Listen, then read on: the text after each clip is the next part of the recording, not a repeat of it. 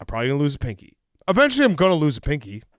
We're going to do this show for the next 40 years. I'm going to do this bet every year. Some year I'm going to lose the pinky. Let's plan this out, though. Let's think about it. It's the Super Bowl. Yeah. We're in San Francisco. Mm-hmm. It is the Kansas City Chiefs against the Green Bay Packers. What do you do? I'd lose a pinky for that. The tip of my pinky? I'm going to go.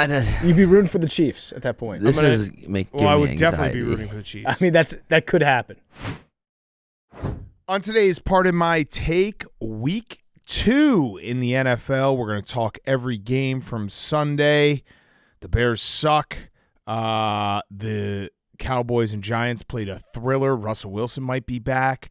The Eagles beat the Chiefs in a Super Bowl rematch. Does the NFL have a toe problem? Does the NFL have a toe problem? We have fastest 2 minutes. We have Who's Back of the Week. It's going to be a great episode, and it's brought to you by our friends at DraftKings. DraftKings Casino has your playbook for gaming action all season long. Play thousands of popular slots for a shot at jackpots. Over $400 million has already been awarded. New players get 500 spins on Huff and More Puff over 10 days. So download the app, use code TAKE, and claim your spins after your first $5 wager. Get in the game with DraftKings Casino, home of the largest jackpot win in online casino history. The crown is yours. Okay, let's go.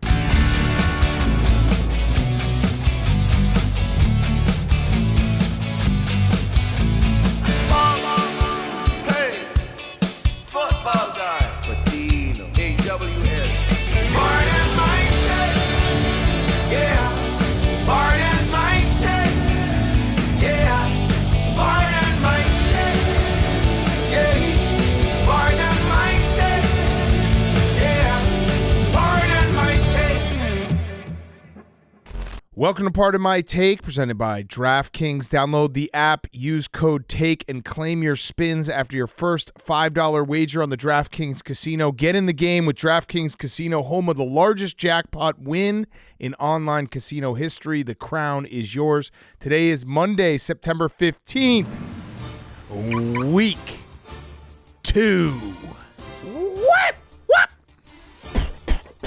Rumbling and stumbling and what? Some spread. What?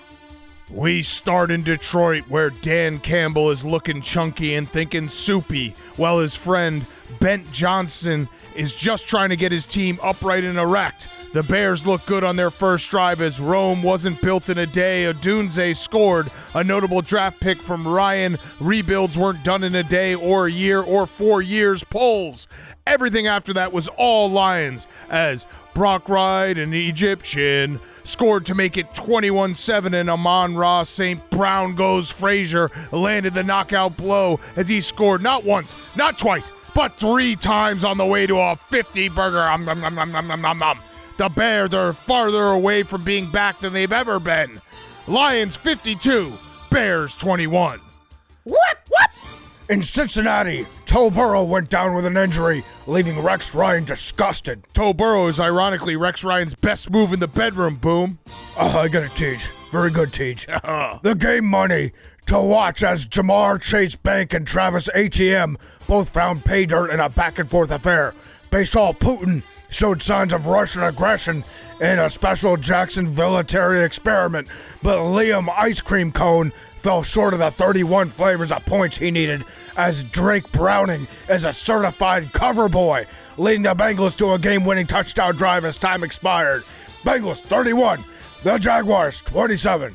In Pittsburgh, Caleb Presley Johnson is going to need a Sunday conversation with Mike Tomlin after walking away from a kickoff and giving up an easy touchdown to the Seahawks. Torrey Horton hears a boo after scoring, and Kenneth Brandon Walker said, "Why you hollering?" to the black and gold crowd after running through the battered Pittsburgh defense. Tough news for Joe Rogan podcast listeners, as it doesn't look like Rodgers will be going to Austin much in the future after Calvin caused an interception in the end zone that swung the game. Seattle 31, Pittsburgh 17. Whip, whip. Down to New Orleans, we're Mac in the saddle again. We're Mac in the saddle again. as Jones is back to being QB1, a 4-year dream for Kyle Shanahan realized. Luke Cracker Farrell said it doesn't matter that we're missing fan favorites like Kittle and Purdy. That logo is still the same. Spencer Frattler hazed Alvin Kamara during rush week, handing him the ball 21 times against the Niners defense. Thank you, sir. May I have another loss as the Saints don't go marching. Niners 26, Saints 21. We go down to Miami now, where Henry Lockwood was on the scene for the Patriots' big win. Thanks, Boom. Yes, we're down to Miami. Drizzy Drake May got the scoring started when he connected with fellow heel Mac Trill Hollins and had the Patriots smocking up 7. Keyshawn Booty was rocking everywhere after scoring. But unfortunately, Andre Aurora Baragalalis missed PATs on both touchdowns because he's a horrible kicker with a bad number and an arm sleeve and an ass towel, even though he's a kicker. But I digress.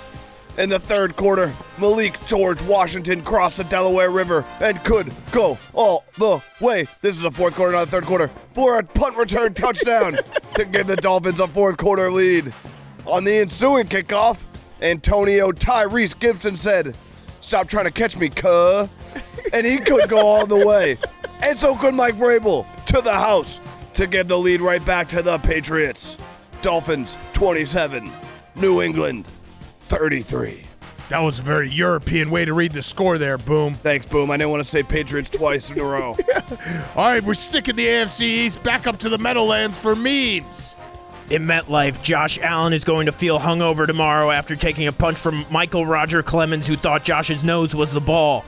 The Bills made sure to run CD formation for Elijah. Give me more touchdowns, that is, while James Chef Cook said, "Hello there, children," as he made the Jets defense look like a peewee football team. Joey laid both of his nuts across the Jets' forehead with a sack and forced fumble. And breaking news, just in, Fields might be ass, Teach. Oh, no. Bills 30, Jets 10. That's terrible news, Boom. We go to Indy where Shane Stipend is playing with house money as Jonathan Taylor Ham was running the pigskin up and down the field to the tune of 165. Bo Nix-a-lot threw some buttermilk biscuits to his receivers, and Troy Franklin Delano Roosevelt proved his legs still work, scoring and hauling in 89 yards. The Colts looked like they were fried, but they ordered seconds of Schrader Tots as a penalty let him put extra mustard on it as the Colts played catch-up, winning the game as the clock expired. Colts 29, the Broncos 28. And now we go to the game of the week where Max was there in Arrowhead. We head over to Kansas City, where it's another year of Saquon Barkley making opposing defenses look like shrimp as he once again dominated the run game. Andrew Makuba Uba got a 5-star rating after he took a pick for a ride, while Travis Kelce Swift was saying, "Don't blame me, love made me lazy," after dropping a no-doubt touchdown. Jalen Make You Butt Hurts had everyone crying for throwing less than 100 yards, but everyone should shut their ass up because he fucking won the game. Eagles 20, Chiefs 17.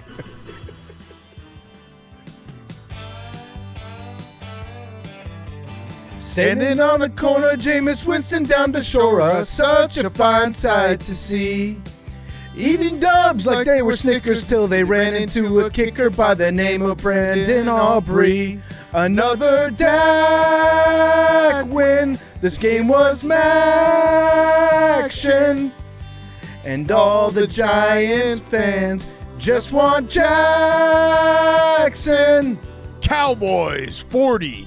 Giants 37, and that was your fastest 2 minutes, brought to you by Chevy. Football season is here, and whether you're grinding through the week or gearing up for kickoff, there's one ride that's always game ready, Chevy Silverado. The Chevy Silverado is a longtime partner, pardon my take, in our favorite truck, and it's all about grit. From job site to tailgate, Silverado lets you show up strong and tackle any task, built for hustle, ready for the game. Silverado is America's most dependable full-size truck. For J.D. Power 2025 award information, visit jdpower.com/awards. Head to Chevy.com to learn more and build your own Chevy Silverado today. Okay, week 2 in the books. It was a hell of a Sunday, boys. We had some crazy action.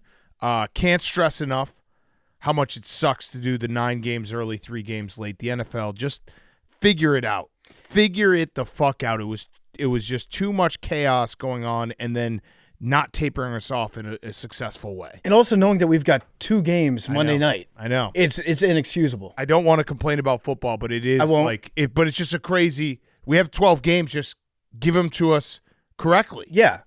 Like it's like when you leave a pet at home. Yeah. You're going to eat all the food and you're going to feel bad afterwards. It's loaded. We're the pets. You need to make sure that we have a spaced out Sunday afternoon so we don't get full on football earlier. Like, we're going to be plenty full. Yeah. After the first slate, just give us one more game in the afternoon. It's loading up on the wedding appetizers. Yeah. And sitting down and being like, shit, this actually was a good dinner. Why did I eat 1,000 bacon-wrapped scallops? But sometimes it is awesome to just do an appetizer dinner. Dude, I do that every single time. I fucking stand outside the door. Yeah. Like, I'm standing outside where they come out, so I just get it fresh right before it's like, untouched appetizer platter. Yeah. The best. That's great. Sometimes I just do a dips dinner where I get like 4 different kinds of dips, and then that's basically the same thing as just getting too full and then not having any room for dinner, except you get way too full and you don't have a dinner. But it didn't feel like dinner. Yeah.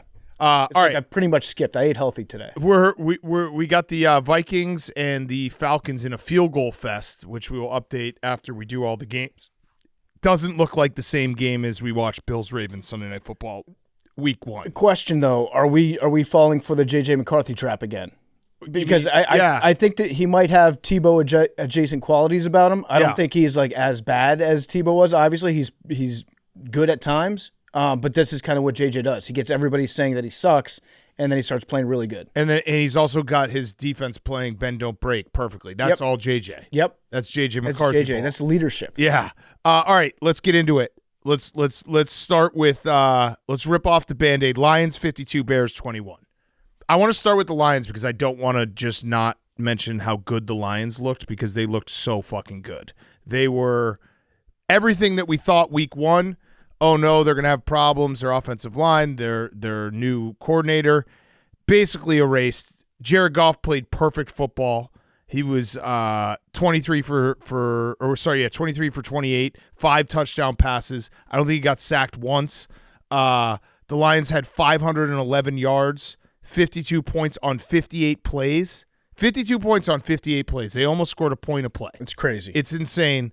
They were doing it all. They were doing the Amon-Ra St. Brown was just feasting, 3 touchdowns, the big shot to J-Mo, everything. Everything worked for them. They ran for 177. They passed for 334. The Lions looked absolutely fine, like the team that we've come to expect the last 2 years. That was put to rest. Yeah, I mean, they looked unstoppable. Their offense looked awesome. Their defense looked pretty good too at times. They kind of rubbed it in your face a little bit with that one turnover where they did the Ben Johnson celebration, where they did the fumble play, fake fumble play that Jared Goff ran last year. They had that planned out as a celebration to use against the Bears. Yep. It did feel a little bit personal. And that's okay. I knew that the Lions were going to win this game when Dan Campbell said, we have to win this game. Yeah. He talked himself into a lather. And when Dan Campbell's desperate, that's a man you don't want to fuck with. Yeah. And so, listen, the Lions, they kicked the shit out of the Bears. They're going to do a celebration. They're going to enjoy it. I'm sure it wasn't like super personal because Ben Johnson and Dan Campbell said he's still my friend. But yeah, they wanted to show that they're fine without him. Did Dan Campbell say that, or did Ben Johnson say it? I think Dan Campbell said it before. Okay, so they're confirmed both friends. Both friends. But yeah, I'm sure there's a chip on the shoulder for the Lions guys to be like, hey, we're not just Ben Johnson. We're a really good team otherwise. Yeah. So, and they proved it. It was an ass kicking. Now, I thought that there were some things that you could take away from it if you want some positive takeaways. I don't want positive takeaways. I don't want any positive takeaways. Do you want one? No. This team sucks. This organization sucks. The only Rome Odunze was good. Yep, that was going to be my positive takeaway. Caleb wasn't the main problem. Notice how I phrased that. He still didn't it wasn't like he lit the world on fire, but I wouldn't say he was the main problem. The defense has now given up 694 yards and 73 points in the last 5 quarters of football. That's impossible. It's hard to do. And the main culprit is Ryan Poles because we are now in year 4 of a rebuild. And you guys probably didn't see this, but it was obviously big for Bears fans and on Bears Twitter. In this game, Ryan Poles, top 10 pick, tight end Colson Loveland had 0 receptions. His second-round pick, wide receiver Luther Burden, had 0 receptions. His second-round offensive tackle pick was a healthy scratch. His second-round defensive tackle was a healthy scratch. It's absolutely abysmal. Year 4 of a rebuild, and they're somehow worse. After Ryan Poles had two number 1 picks, obviously traded one of them, a ton of shots at it. He did the press conference when he got hired and said, we're going to take the North and give it back. He is now 3-17 versus the NFC North. 3-17 versus the NFC North. It's absolutely a joke. And I feel bad for Ben Johnson because he inherited this, and he probably, $13 million is a lot of money, but he probably is looking around and being like, fuck, this is a mess. Just quick fact check. Luther Burden, I'm seeing that he had 1 reception. He did? For 5 yards. Okay, so he had 1 reception. Great. So, yeah, Colson Loveland. That was probably when the game lasted 17 hours. It was still going on after when the Chiefs and Eagles kicked off. The game was still going on after the Giants and the Cowboys finished. Yeah, in overtime. Pretty crazy. And they went to 0 in overtime. The clock struck 0. This game was still happening. I don't know why it lasted that long. Colson Loveland, I think, is going to be a fine player, but it doesn't help that Tyler Warren looks awesome. Yeah, he does. He looks really good. Ryan Poles has not had a single Pro Bowler drafted. That's pretty crazy. That's pretty hard to do, and he's had a lot of top picks. I agree that Caleb Williams was not the problem. He wasn't the main problem. He wasn't the main problem today. He wasn't a solution. The interception was really bad. The interception was ridiculous. And then people were like, you asked for more interceptions. I did not ask for that type of interception. I asked for the interception where he's taking a shot to hit a guy downfield, not he can just throw the ball away, and instead he throws the ball away into the Lions' hands. I think he was trying to throw the ball away, but then that's almost more concerning because he wasn't accurate enough to hit the sideline. Yeah. The entire sideline. No, this team is bad. I'm actually upset at myself for letting people be like, you're being too hard on them after week 1. I probably wasn't hard enough. This defense is a joke. The offensive line was invested in heavily, is not good enough. Caleb Williams has not taken enough steps forward. And the roster, again, we're on year 4 of a rebuild where you had 2 times you had the number 1 pick. And this is the output. This is how bad it is. And Ryan Poles is 15-38 in his tenure. 15-38. That's insane. And he got an extension 2 months ago. Mm-hmm. I honestly wish the Bears would just be like, who knows what Ben Johnson will be as a coach.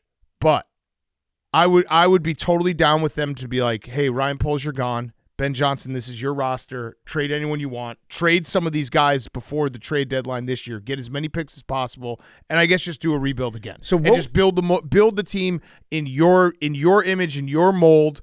And guess what? It could end up exactly at this point.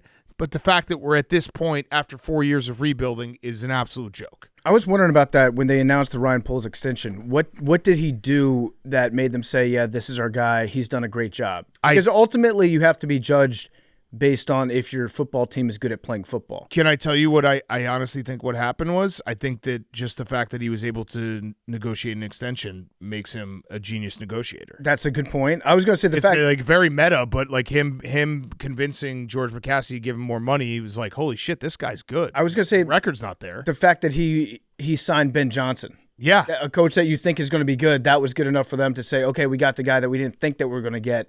We're not going to wait and see how it plays out. Good job, Ryan Poles. Yeah, he got Ben Johnson. He's he's like a headhunter. Right. But the Bears also, and it's early, so I'm going to have patience with Ben Johnson. I'm not going to, anyone who's like, he's a bad coach after 2 games, that's crazy. But they're playing like dog shit, and they're very penalized. They had 8 penalties for 50 yards today, which actually was a step in the right direction because it was 12 for 127 on Monday Night Football.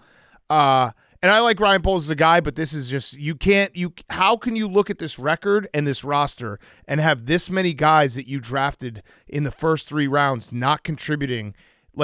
That's how this works in the NFL. When you draft guys in the first round and the second round, they have to contribute right away.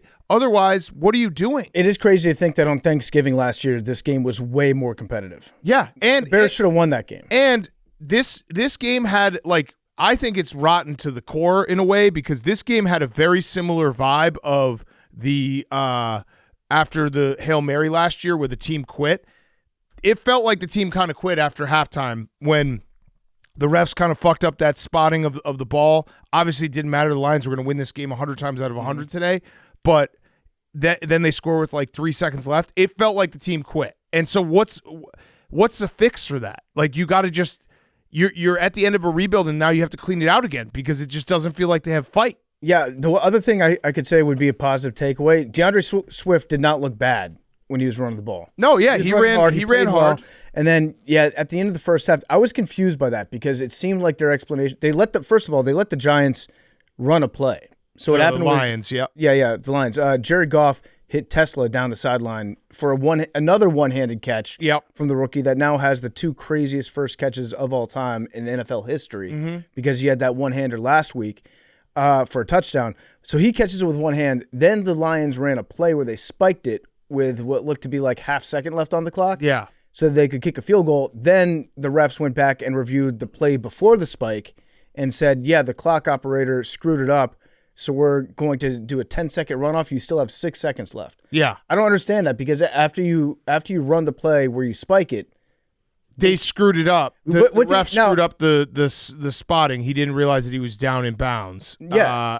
Whatever. It doesn't matter. None of this matters. What I was going to say is because this is the second time that's happened in 2 weeks where they've like reviewed a play that by the rule you shouldn't be allowed to review, but ultimately you make the right decision because like you want the plays on the field to matter and be called right. The NFL just needs to say you can only review the last play before the next play, unless the next play is a spike, because it's the second time that it's happened. Yeah. Teams run up to the ball too quick, and it screws everything up. So just put that in the rule book. And I was mad in the moment because it was the difference of, at halftime it was going to be, I think it was going to be, a 7-point game. So it's like, oh, we can fight, but it doesn't fucking matter. The Lions were so much better, and then the Bears quit, and they stink. And I don't know. They're a 4-win team at most.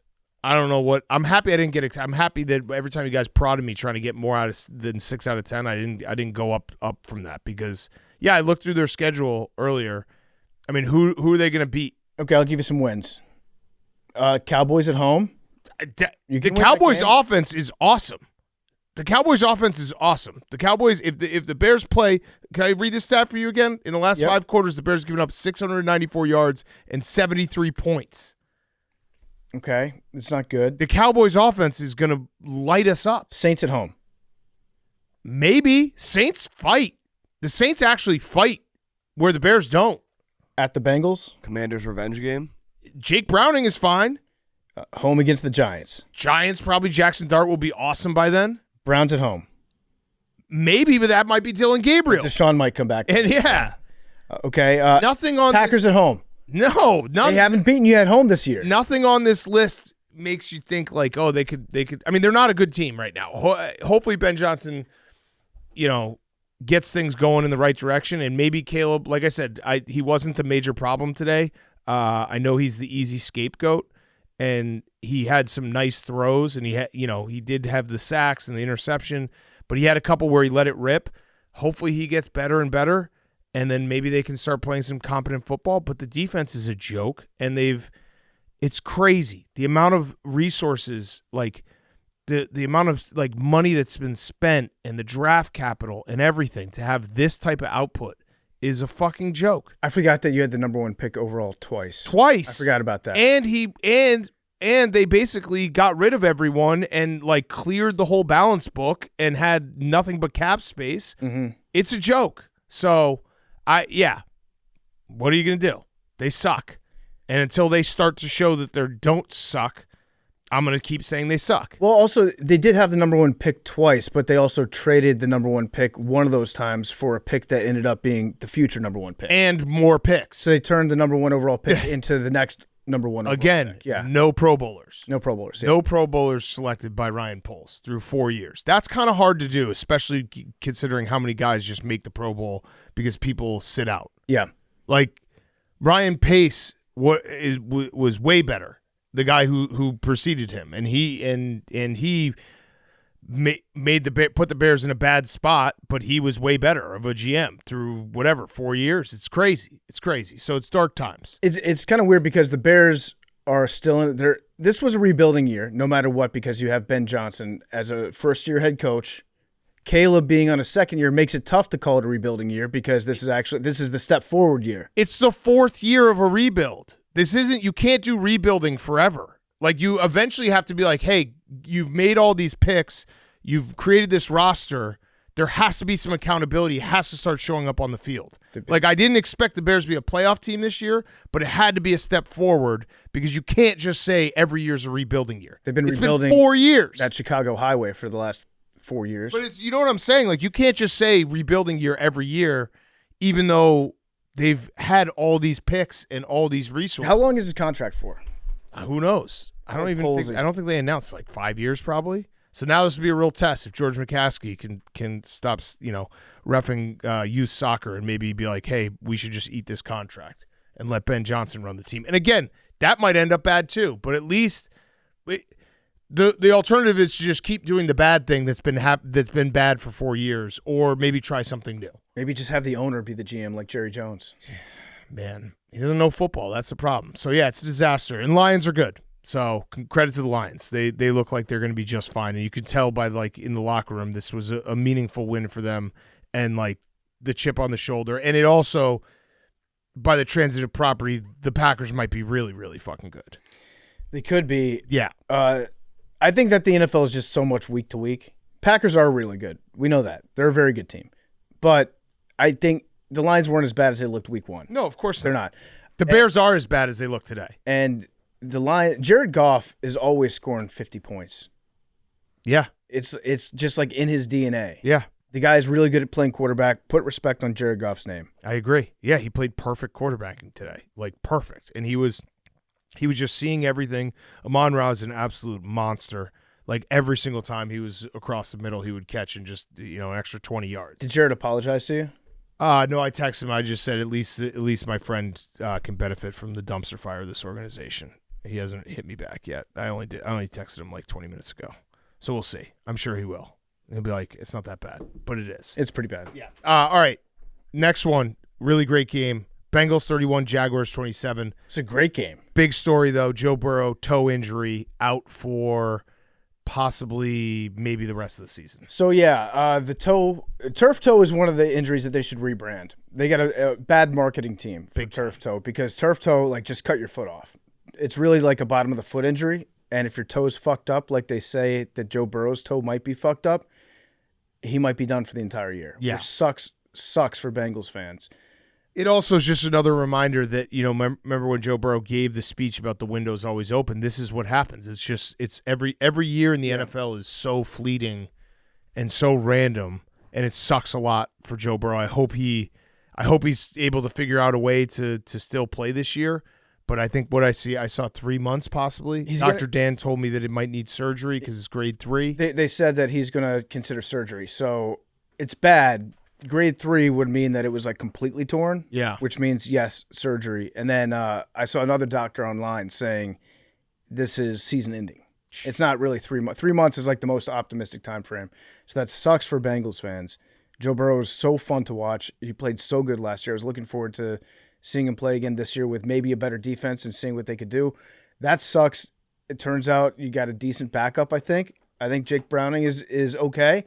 But yeah, he did. I loved his last drive. He also threw 3 picks. There's a guy out there. He's not getting playing time anytime soon. You talking about Kirk Cousins? Oh, I could talk about Kirk Cousins. That would be one of them. But then the other is Jameis. Oh, I thought you were talking about Colin Kaepernick. Imagine Jameis with those weapons. With those weapons. Think about it. Think about Jameis with T. Higgins, Jameis with Jamar Chase. That's what I want. That's what the people want to see. Yeah. So give the people what they want. And Jake Browning was good on that last drive. He took the Bengals 15 play, 92 yards, down 3. He was like 9 for 13 for 65 yards on that drive. There was a very controversial pass interference call on Travis Hunter, which was not pass interference. I think we can all agree that just wasn't pass interference. Mm-hmm. That was almost perfect defensive football. And so there's a little bit, they just fucked that up. I don't know what to say. They like he made a great play on the ball That's at awesome the last defense. second, didn't hold him or anything. That the Jaguars got screwed. Yeah. And also, I'm going to defend Liam Cohen for a second. Okay. So he decided to go for it on 4th and 5. What was the exact scenario there, guys? They were up 3, I believe, and they went for it on 4th and 5. deep inside the Jaguars or inside the Bengals territory. Yep. They didn't get it. Then the Bengals go and the Bengals win the game and they cover. Sorry, Max. Liam Cohen after the game said, "Analytics tell me 100% of the time that is the right call because you want to make them have to score a touchdown essentially." And I'm going to defend him. And there's nobody I can say that I believe in Liam Cohen, but there's nobody better to make the case than when Jason Garrett gets on TV and says how strongly he disagrees with Liam Cohen's decision. Like he was smiling. He's like these newfangled stats numbers guys. So happy to see them get burned by this because sometimes a coach has to go with his gut. Jason Garrett absolutely loved the fact that it didn't work because Jason Garrett would not have gone for it. So is he saying that if you kick the field goal, then you only lose by 1? He said that it was a much easier path for Jake Browning to go down the field knowing that he also could get a field goal. Got it. Yeah. Got it. So, which makes no sense. No. Oh no, sorry. It was a tie game. Oh, it's when it's a tie game. Right? No, they were down. They were down 3. No, the Jaguars were up 3. So they could have made it up 6. Up 6. Yeah. And you got to go for it there. You win the game. If you get that, you win the game. He said the only reason Jake Browning scored a touchdown was because he knew that he also could have gotten a field goal. And if he was driving knowing he needed to get a touchdown, it wouldn't have been as successful. I think it's which actually makes no sense. And I actually think it's the reverse. When you're down 6, you now have all 4 downs for the rest of the drive because you have to score a touchdown. Just hearing Jason Garrett talk about it was like I know exactly what you're thinking, Jason. You would not have gone for it. That's why you're not a coach anymore. Also, was this what were you gonna say? Trouble in Paradise? Well, with Liam Cohen and Trevor Lawrence, there was a little back and forth that went on. I would say the real trouble in paradise is Brian Thomas Jr. okay? Because that was a weird game from him. There were so many alligator arms from him today, and he does not want to get hit. One of them directly led to a interception. I think another one, it might have been the 4th and 5 when he alligator armed another time. It feels like something's up with that. Yeah, well, he doesn't practice hard per Pete Prisco. And he did have like a second half, I think, last week where he got mad at Trevor Lawrence for not getting the ball. I think they might not be on the same page. Yeah. I think, and then by extension now I think Trevor might be in Liam Cohen's doghouse because waved him off. They got into a little argument that was on camera on the field. And also after the game last week, Liam Cohen said like not nice things about Trevor Lawrence. Yeah. He said, what did he say? Like he didn't have a great third quarter. We need to be more accurate. I like that from Cohen though, using the term we. Yeah. Like we need to be more accurate at throwing the football. He's part of all of us. It's both them together. Yeah, Brian Thomas Jr. had 8 of Trevor Lawrence's 18 incompletions were targets to Brian Thomas Jr. I don't know what it is, but if you watch some of this game and you saw some of the plays, I don't think he wants to get hit. And that's not going to – and I know some people were like, well, there's been hospital passes to him. I get it, but like some of these drops and some of these plays, this was the interception was bad. He basically, you could see it. It hit his hands, and he felt someone coming after him, and he kind of basically bailed on the entire play at the last second. Like slowed and up. It went right into, a Bengals player's hands. Yeah, it's not good. Yeah. There's gonna be some fallout. I don't know. Liam Cohen's got his work cut out for him. So I have a weird Jake Browning stat for you too that might be ominous for the Jaguars. So if you remember 2 years ago, I believe it was, 2 years ago, the Jaguars were 8-3, feeling good. Monday Night Football, Jake Browning beat them in overtime, and from that moment on, the Jaguars have gone 5-18. And then you had this year, they win the opening week. They're feeling good. Liam Cohen, Jake Browning beats them.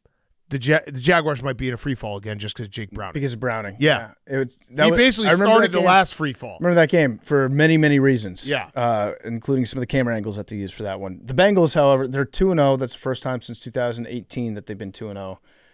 It feels like this is a week that they do make a move, though. Because they're going to try to get someone? Kirk Cousins might not be a bad option. Jake Browning isn't bad. He's also an AWL. Yeah. Well, I think they're kidding themselves if they think that they have a chance to win playoff games with Jake Browning. Yeah, but Joe Burrow might be back. Joe Burrow, I don't know.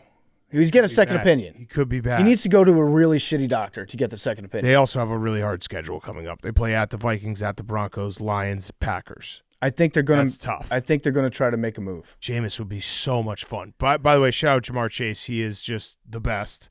14 catches, 158 yards, and a touchdown. Mm-hmm. That's kind of like hey, we could maybe win with Jake Browning because we have Jamar Chase and T. Higgins. Well, it's going to be just throw the ball to Jamar. Yeah. Jake, this is how you do it. If you want a chance, just force feed Jamar like a foie gras goose, and let's see what the offense can do. I like the idea of saying chilling with Harambe, Jameis Winston, Cincinnati. I do too. That's close enough. Oh, I should also say, I think pound for pound, my favorite play in football, the funniest play possible in football, is when a quarterback runs so far past the line of scrimmage and still throws it. Trevor Lawrence had one today that was like 5 yards past. It was so funny. And then when they look around like, what? Yeah. What did I do? It's so funny. It's my favorite thing. Also, this game had a green dildo thrown onto the field, and the refs thought that it was a flag. The graphics thought it was a flag. They put up the flag right away. It was a perfectly timed dildo toss right after a touchdown. And I would support having a green dildo icon that pops up on the screen. Yeah, that'd be flag. nice. It happens enough so that way the people at home know exactly what it was. We don't think it was a flag. What happens if a green dildo gets thrown in a Nickelodeon game? Slime. You get slime. Oh, no, that was just slime. If you hit somebody, you get slimed, yeah. That was just slime. I hope that do I hope that happens or do I hope that doesn't happen? Well, it's a regular NFL game, so it's not like any different.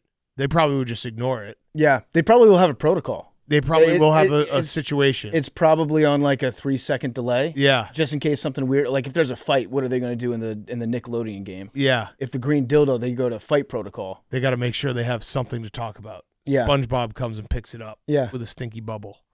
Is that SpongeBob? Stinky bubble? Mm-hmm. Yeah, credit to Bengals though, but terrible news for the Bengals. Like this was we're 2-0, but holy shit, not again.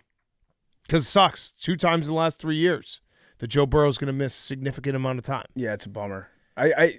Kirk Cousins would make a lot of sense. Kirk Cousins would make sense. Jameis would be so much fun. You're right. Kirk Cousins would, like, if you're thinking about who to settle down with as opposed to who to have a fun time with, Kirk Cousins makes sense to settle down, although he'd look weird in that helmet. I don't know how that would end up working. Jameis with these receivers, though. He might go 5,000 yards, even if he showed up week 3. I think if Jameis 50-50. Yeah. If Jameis Winston joins the Bengals, mark this down, he's going to break, what's his name, Norm Van Brocklin? Yeah. His single-game passing record, which has stood since the 50s, which is only like 550. That's a lot of yards, 550 yards, but still shocking to me that hasn't been broken since then. Yeah. Okay, speaking of, we had the game of the early slate, the Cowboys-Giants. Cowboys 40, Giants 37. Russell Wilson heard all the noise because Russell Wilson was 2 yards shy of his career high, 450 yards, 30 for 41, deep ball magic, 3 touchdowns, and then a really bad interception in overtime that cost him. Well, it's because his moon ball is just so catchable. It is. Even for defensive backs sometimes. Big Cat, if I were to ask you who the 2 league leaders in passing yards are, who would you guess? Russell Wilson. Yes, he is number 1. And Joe Flacco. Daniel Jones. Oh, okay. To the Giants. The Giants. Russell Wilson leads the league in passing yards right now. He did look good today when he was mailing it out. And I thought Jackson Dart looked pretty good too. For his 1 or 2 plays? Yeah, for his 1 or 2 plays. I think he handed it off to Scatterbo. He had some great handoffs. Yeah. 1 carry for -3 yards there we from go. Jackson Dart. There we go. The handoffs were there. Malik Neighbors was sensational. This game was so much fun. There was 41 points scored in the fourth quarter. 41 points scored in the fourth quarter. And it was Brandon Aubrey, who's an absolute stud. I know we had this discussion. I think we mentioned his name when we talked about the best kicker in football, it being Boswell, and then we said maybe also Aubrey. Aubrey, I think, is the best kicker because 64-yarder at the end of regulation, it looks so easy for him. It looks so easy. It was good. It had distance for another 10 yards easily. Yeah, it would have been good from 70. It was crazy. It was an awesome kick. He just doesn't miss. If you were to do a redraft of players, and let's take all the quarterbacks out of it, how high would Brandon Aubrey go? Ryan Poles would take him in the first round, take him 1-1. Like everyone is a free agent. I think you could make a case he could be a first-round pick. No, not even close. I appreciate it. because he is awesome. I'm talking non-quarterbacks. I know exactly what you said. Because he won this game. I know exactly what you said. He literally won this game. No chance. For the Dallas Cowboys. No chance, BFT. Listen, Brandon Aubrey's awesome. Yeah. That is a crazy statement. Think about the offensive and defensive line. There would just be a run on the best guys. Okay, I'll say this. If you took a quarterback or how many more positions are we going to erase? If you just drafted specialists, he would be 1 overall. Of course. And it's not even close. Not even close. I don't think it's crazy to say that if he entered the NFL draft next year, if somehow he got reclassified back and he wasn't in the NFL, was eligible to be drafted, there would be a team that would take him in the second round. I don't know. Yes. 100%. There would Okay. be a team that would take him in the second round. Yeah, I don't know. I mean, he's a really good kicker, but I still think teams would probably still take linemen first. Guys like that. I'm saying you build your franchise. I'm saying he is so much better than any other kicker in the NFL. It's crazy. Well, I mean Boswell's really fucking good. Boswell's really good. Aubrey. I don't know if the difference between Aubrey and Boswell is significant enough that he would be like no doubt second rounder. Look up and see what are Boswell's stats from 50 plus, because Aubrey's stats from 50 plus he's been awesome. Are nuts. I think he's like 80% from 50 yards plus. Yeah, he's been awesome. I mean, maybe he goes second round, but yeah, he would definitely not be a first rounder if you drafted the entire NFL without quarterbacks. There's just no way. Who'd you take in the first round? Like every single edge rusher and left tackle. Jalen Hurts? Oh, because he's not a quarterback? Yeah, I like see what I that. did there? Max, you like that? We'll get to that. Just say we won the Okay. game. Max, do you like that? I think Boswell's also very good from 50 plus. He is. Yeah. No, he's very good from 50 plus. According to AI, he's 43 of his last 52 attempts from That's 50 really plus. good. From pretty 50 good. Plus. Yeah, no, Aubrey just makes it look easy. That's the thing too. Is it doesn't look like he's trying really hard when he kicks. Yeah, I think he's goes. He's also got a stronger leg, but also with the Giants, they're very frustrating because they should have won this game. Oh yeah. They definitely should have won this game. They had 160 yards of penalties, 14 penalties for 160 yards. Now, I think like 60 of them were on the same play and player, but yeah. Okay. Well, they also James Hudson was penalized 4 times on one possession. He got 40 yards of penalties on one possession. Was that the offensive lineman that they Yeah. sat down? Yeah. He had the funniest play of the day by far. Yes. Yeah. His right slap, it was like a bitch slap that Yeah. he put on the defensive end, just wound up and whacked the fuck out of the side of his face. And then he got upset for being penalized. Like I wish that play was legal. Deacon Jones used to do it as a defensive end for a long time, but like this was it was just straight up a punch that he gave. Watch this. Boom. Smashed him. Absolutely smashed him. Do you think there's by the way, Dak Prescott, that was his 14th straight win against the Giants. That's the second longest record against one single opponent, win record against one single opponent. Bob Greasy, number 1. Bob Greasy had 17 wins against the Bills from 1968 to 1979. Tom Brady had 13 straight wins versus the Bills from 2003 to 2010. So Dak Prescott, 14 straight. That's crazy. He just beats the Giants every single time. I love watching Cam Scatterbo play. Yeah. He's gonna be a good NFL player. Wrecking ball. It's so fun. He loves contact, runs into people, just throws his body around, and he's so much bigger and stronger than a lot of the guys that are trying to tackle him. They need to give him more touches. Yeah. Do you guys think Jerry Jones had any second thoughts about Micah Parsons through 2 games, considering the fact his offense, the Cowboys' offense, is very good. Like, it looks explosive. The Giants only had 84 yards rushing today, Big Cat. Oh, okay. So they stopped the run. They stopped the run. They stopped the run. Yes. They stopped the run. And I know the Cowboys do have some injuries on defense, but still. And they signed Clowney. They did sign Clowney, so help on the way. Their offense is awesome, and they're just going to be in these shootout games, and Micah Parsons might have been able to help. Maybe. Maybe. That remains to be seen. Yeah, but like it will be very funny if like without Micah Parsons, the Cowboys get to like the NFC Championship game and lose in a shootout to the Packers because they don't have Micah Parsons. That would be very. And it's funny. like, Jerry, I you've been agree. searching for this Super Bowl appearance for the last 30 years, and you literally traded him away right before the season started. I agree. That'd be very funny. I don't think the Cowboys are that good, but still, their offense is like they have a ton of guys that are contributing, and their run game looks good, and Dak looks healthy. Max, I got a question for you as a fellow NFC East guy. Yep. I know we were both rooting for a tie. That would have been the best outcome for us. But with Micah Parsons being traded to the Packers, could you make the argument that was actually worse for us than it was having him in the division and having to play him twice a year? I said this to you on Thursday night. I was like, it's bullshit that Dak Prescott finally gets traded away from the division, and then you play Micah him. Parsons. Micah Parsons gets traded away from the division. You have to play him before you would have had to play him on the Cowboys. I'm not even talking about that. I'm just saying for a team like the Eagles and maybe next year for the Commanders that's thinking soupy, you're probably going to have to go through the Green Bay Packers. Correct. To get there, right? And Next year, Soupy? to have Micah next year. Next year. Next year. I said next year. Yeah, no, I know. next year. I very funny. That was clearly a funny slip-in. said next year. But then you have to worry about the Packers more because they're way more of a present threat than the Cowboys to beat you in the playoffs. And so having him is actually, that's bad. I wish that the Cowboys hadn't done that. That's advanced planning by you. No, I agree not. with that take. It's I agree realistic. with that We're take. thinking, he's right now, I think next year's Soupy, dude. Yeah. Right now, I think I would prefer Micah Parsons on the Cowboys than the Packers. I would too. Yeah. Jerry Jones fucked the entire division over.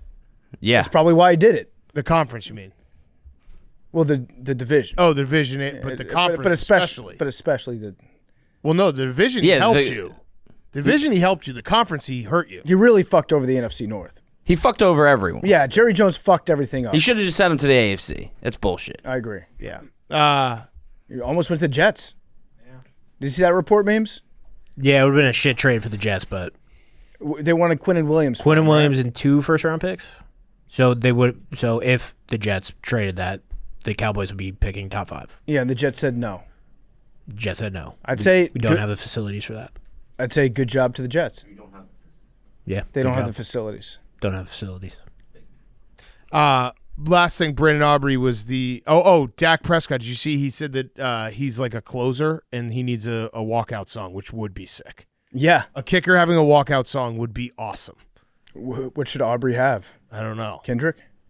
That would be very funny. Yeah. Yeah. He was Brandon Aubrey is awesome. And this was the game of the day, which I don't think anyone expected going into it because Russell Wilson, it was perfectly timed by Russ. He heard all the noise. Mm-hmm. He's like, I'm just going to chuck it up to Malik Neighbors, who Malik Neighbors is an absolute stud, which that part is fun for Giants fans that they have. I don't know where the Giants, I thought the Giants defense was going to be a lot better than it has been through 2 games. Well, because you would think on paper with that defensive line that was so good last year, yeah, they could do it again. But very fun game. Very fun game. All right, game time, by the way. Hey, can you look up tickets for tonight? Maybe the Texans versus the Buccaneers. The NFL's back, tailgates, packed stands, that buzz before kickoff, but getting in, nightmare. Queues, price jumps, getting logged out mid-click. All you want is to be there, beer in hand, losing your voice with the crowd. The Game Time app gives the advantage back to the fans. It's the hack for unlocking amazing tickets and experiences in a few taps. It's incredibly easy to use, and the Game Time guarantee means you can trust you'll get 100% authentic tickets on time and at the best price. Plus, fees are always included, so what you see is what you pay. Looking for tickets for Texans versus the Bucs tonight.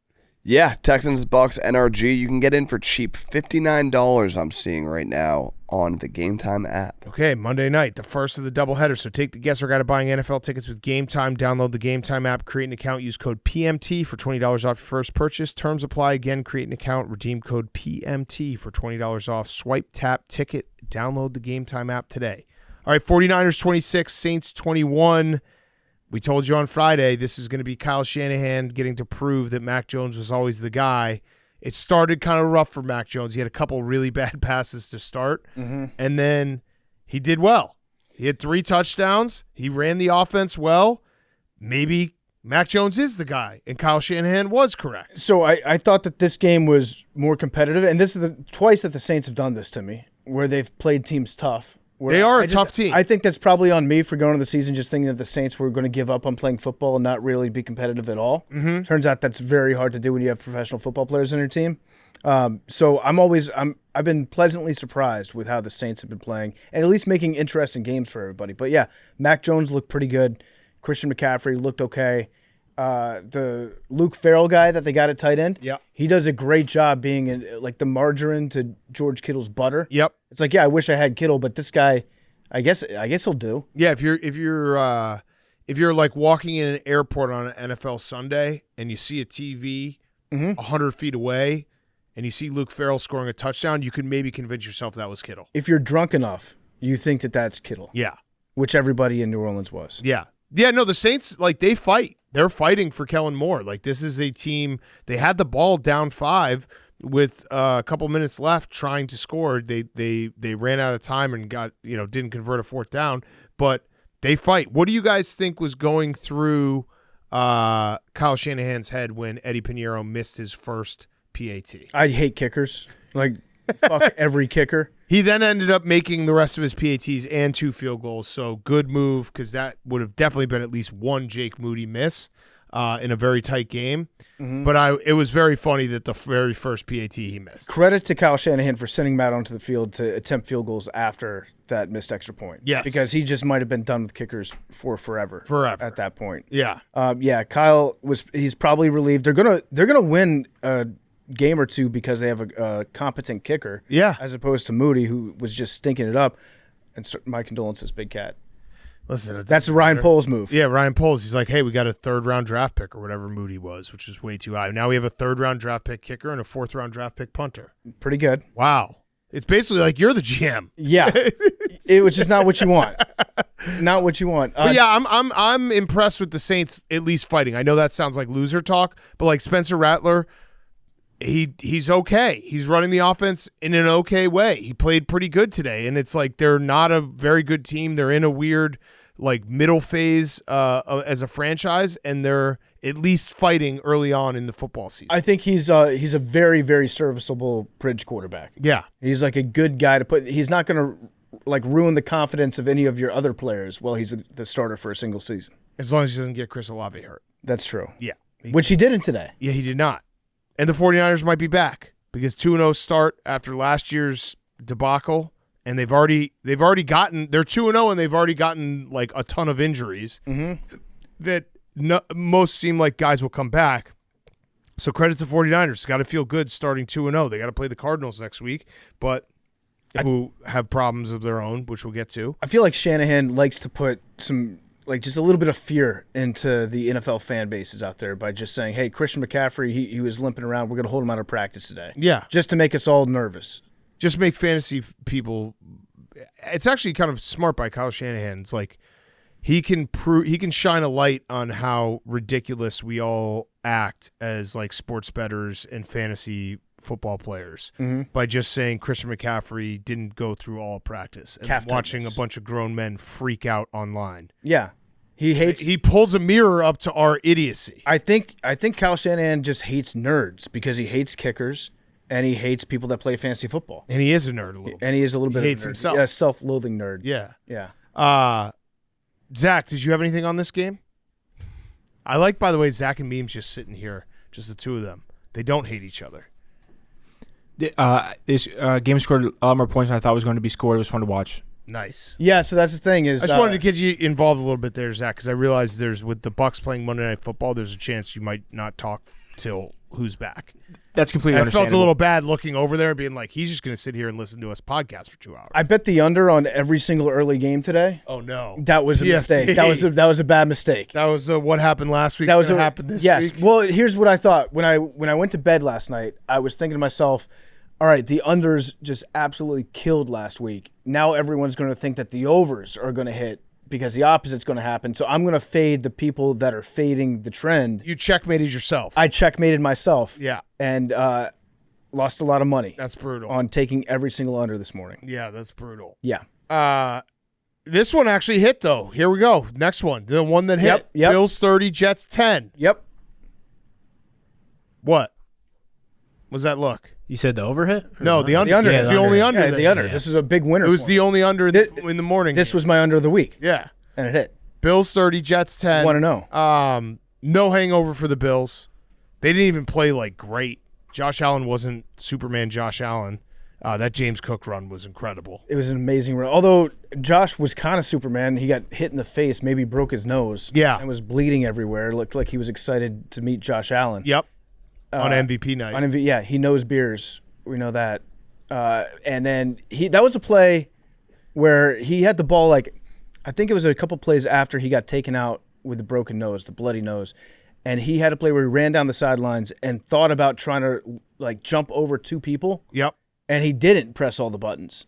And old Josh would have. And then he was smiling. He's like, yeah, I made the right call there. I learned. I figured out that I don't always have to do that. Memes, does Aaron Glenn cut Michael Clemens for that penalty? Because it would be very funny if Aaron Glenn just cut whoever makes the biggest mistake every single week and then ends up with half a roster by the end of the year. I think they might, but he's another one of those guys that if accountability was a thing, he wouldn't be on the roster because he made all those mistakes last year, and then you think you got to stop on defense, and then all of a sudden it's penalty on Michael Clemens.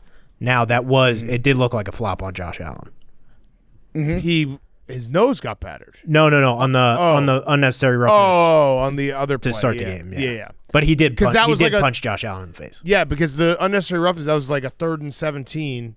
Yep. Basically, just don't do anything stupid. Get off the field, and then the Bills were off and running, and they had, like I said, it wasn't like a last Sunday night where Josh Allen was just lighting up and passing all over the place. I think what did he end up with, 170 yards or something? But they did spread the ball. I think 10 guys had a carry or a catch, and the Bills' defense is really what it was because they got ran on by the Ravens and gave up 40 points, and then they came into MetLife and they completely shut down the Jets' rushing attack. The Jets, outside of garbage time, had 18 carries for 76 yards. They never got going, and they basically were like, Justin Fields, we dare you to throw, and guess what? They won that dare. That was a good dare to make. Really good dare. 3 for 11 today, and then Tyrod came in. Do we know how long Justin's going to be out for? He had a concussion. We don't yet. Yeah. He might have a concussion. So where are we at? Well, we got both ends of the spectrum from last week to this week for the offense. Defense played a little okay. The defense played a little okay. They were on the field the entire time. And James Cook the run offense was couldn't do anything. James Cook, his run that kind of opened it up was insane. Yeah, at that point, it was just the Jets stink. I don't even know what we're doing. Some teams are competing for a Super Bowl. Other teams are just playing dress up on Sunday. How are you feeling about Justin Fields? Not great. You knew that it was going to be a long day from the first throw when he airmailed Garrett Wilson, and then it was just over. Yeah. Mm-hmm. This was definitely the worst stadium trip that you could have for any home fan base this week. Yeah, and apparently it was Justin Fields' worst game ever throwing. Ever. But it's his best offensive line. It is. Guys were open. He just wasn't throwing it. He also had almost 50 yards rushing, memes. Don't forget that. Yeah, that was. He had one okay run, and then one long run. He missed 2 wide open guys, back-to-back throws. How are we, memes? Me and you. I think I had a little bit of a dude to do. What happened? Well, we do this every year right around now, where we basically are fighting with each other because both our teams stink. And I accused him because I saw that he tweeted a graphic being Bears are eliminated from the playoffs. And I was like, where's the Jets graphic? He did tweet the Jets graphic 20 minutes after that? Yeah, but every time he looked at the Bears game, it was just the Lions just You guys were getting killed. You had a quarterback who threw 3 for 11 for 27 yards. And again, he's our slot. You're taking sloppy seconds from us. Yeah, but that's fine. No, that's way worse. We're supposed to when you suck. say we're supposed when to you suck. say the Bears suck, what does that say about you that you took our sloppy seconds? But the Jets are supposed to suck this year. Yeah, no, you guys have I don't know. slight expectations. We put out a graphic that for best record on the show. I was in quadruple digits, and nobody else was even touching that. Memes, you're saying that you engineered your team to stink. Yes. And you did so by taking a Bears quarterback. Correct. Got it. even though Got that's it. not what you said all offseason. Well, You cried when he got a little foot injury. You called us racist. You stubbed his toe and You you yelled at me. almost left the show. Listen, Memes, we did hash it out. Memes and I hashed it out. We agreed that we have to remind ourselves that we're in this together, the two of us. We're the winless teams on PMT right now, and we have to stay together, Memes. We have to have each other's backs. Did I go and do an accounting of how many times you tweeted about the Bears versus how many times you tweeted about the Jets? Yes. Was it more Bears than Jets? Yes. But we're in this together. the Bears was a more memeable game. That's true. Yeah, that is true. More eyeballs on it. That is More true. eyeballs. That is Offensive true. coordinator going against the old team. Yep. That is true. Said he had plays that he had called in the offseason that he was going to run today. Oh, the Bears had a great first play. Yeah. Yeah, it's a good script. So, okay, so we're good though. Yeah, Our we're teams good. both suck. We're good. We both suck. Yeah. What do you think about Aaron Glenn's? And maybe you'll get Caleb Williams in like a year or two. What do you think about Aaron Glenn's statement after the game? That was just like, we're killing ourselves. Yeah, that was his Is that memeable? that was his warm welcome to the Jets. Would you say that's a memeable thing that he said? Yeah, I tweeted about it. Did you meme it? I'm beginning to see Big kind Cat's of. point here. Yeah. To Like, Memes' defense, His coach literally said, we're killing ourselves. And then Memes did not use that. You did not deploy that as a meme. I did. So Memes' defense, what? the graphic of the Bears elimination got 27,000 likes. The Of graphic course of it the did. Jets one got 4. Listen, I knew, I'm not arguing of which team is funnier to laugh at right now. I'm just asking for fair and balanced from Memes when he runs the PMT account. All I needed was the Jets eliminated as well because we're in this together. We have to stick together. That's fair. But if we're numbers based, the Bears get Of course more. they do. They're way easier to laugh at. Which is actually, you should be upset about that because like that used to be the Jets' mantle. You lost it. The opposite of love is not hate; it's apathy. Yeah, but we're so bad you can't even laugh anymore. Right. It's like they're so so that's bad. but shouldn't you? Yeah. So maybe that's what it is. Maybe it's like you're mad that the Bears have taken the laughing stock mantle. That could be it. Either way, it was just very funny for Memes and I to just standing in the studio around 4:00 today, having a real disagreement, and then coming to the terms of like, we both suck. We just got to stick together. Mm-hmm. That's Zach. You watched it. What did you think? How pathetic was it? It was very funny. I'll be in full transparency. It was good. It was, but it felt pathetic. Did you feel pathetic, Memes? Because I felt pathetic. We were arguing over who's worse. Now that Memes has the part of my take timeline pulled up, but there is one thing from the Lions-Bears game that we didn't discuss. Oh, that we yeah. should bring up. Yeah. Amon-Ra St. Brown scored a touchdown. He does the celebration where he grabs his hamstring. Hank freaked out. Hank thought that he pulled his He hamstring. goes, oh, fuck. He goes, oh, no. You've never seen that before, Hank. I said, oh no. Jared Goff looked like he got fooled by it too. No. No, he came to celebrate with his buddy. Yeah. I just said, oh no. First day watching ball. I mean, that's not what you want to see. That's true. Well, actually, it is. 50, It was a you touchdown. fucking cry every time Jane Daniels moves outside of the pocket. Shut the fuck up. I do, and I've never once been like, oh my god, oh my god, oh my god, oh my god, oh my god, oh my god, oh my god. I've never fallen for a fake Oh, get down, celebration. get down, get down. Oh my god. After he scores a touchdown, I'm not like, oh my God, is his hamstring okay? If he went down like that, you would literally have a heart attack. That's probably. Well, I wasn't care even- way more about Jaden Daniels than you do about Amon-Ra. I St. didn't Brown. and freak out. I literally just said, oh no. You freaked out a little bit. No, I said, oh no. And then But how long? That's been a thing for like 3 years. He did it. He sold it well. Yeah. Okay. We're good, Memes. We both suck. Yeah, Really we're bad. good. We're good. We're good. It actually never got to Memes. You know, sometimes Memes does the thing where he like balls his fist, and you're like, oh no. We never even got to that. We were just having a nice, polite disagreement, and then came to the conclusion that we both suck and are pathetic, and we're good with that. Well, Big Cat strolled in with a lacrosse stick on his shoulder, like he's about to hit me with it. It's true. I don't He's know like, why I he's had like, a we need to lacrosse talk. I was just like, what I do? He's like, you tweeted the Bears are eliminated from the playoffs. I was like, where's the Jets one? He's like, I did it. and Zach was just sitting there. And, yeah, it had to have been the most pathetic conversation that happened this afternoon.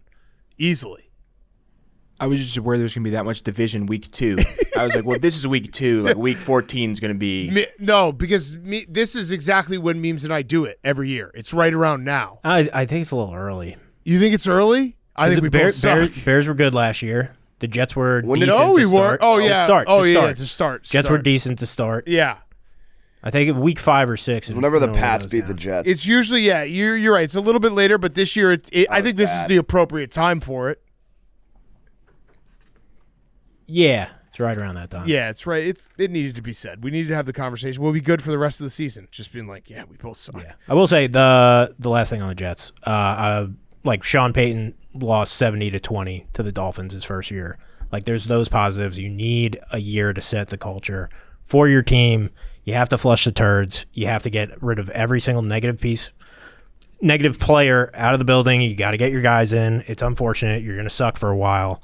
You just gotta bear with the process instead of just being like, oh, we're terrible. Like, I want to watch a Super Bowl team. That's just not gonna happen. You're right, because that's how bad teams stay bad. Yeah, is if they do freak out and then they make another change. Yeah. You just got to realize we're gonna suck. That's where we're different in that you're not at the end of a 4-year rebuild. You're at the start of a rebuild. Yeah, even that's kind of exciting. Tony Romo said on the broadcast that it was like watching Alabama versus Middle Tennessee State. Oof. That the Bills just have so many more guys that are good. It's just not competitive right now. Yeah, yeah. But I do think we'll beat the bad teams. Like, we're a bad team, but I think we're better than You're the best. worst. You might be one of the best bad teams. Yeah. How many wins right now? 5. How many bad teams are there that you're better than? That's a good question. After today's game, I'd say 0. But if you go based off of the Pittsburgh game, who they look terrible. Yeah, because Pittsburgh could be a bad team. They could be bad. Are you better than Be the a bad Dolphins? team. I think we're better than the Dolphins. We'll find out in 2 weeks. Yeah. That's Monday Night Football. I think you're better than the Panthers. Yeah, we could beat the Panthers. Are you better than the Saints? Right now, no. Are you better than the Bears? Yes. We don't play, but yes. Right now.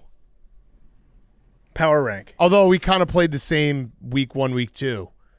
Like close game, then non-competitive game. No, I'd give it to the Bears. Okay. Although Justin Fields would have his chip on his shoulder. Yeah. That would be big. That would be big. And you would have a chip on your shoulder because you'd get to rub it in my face. That would also be big. That'd be fun. All right. Next game.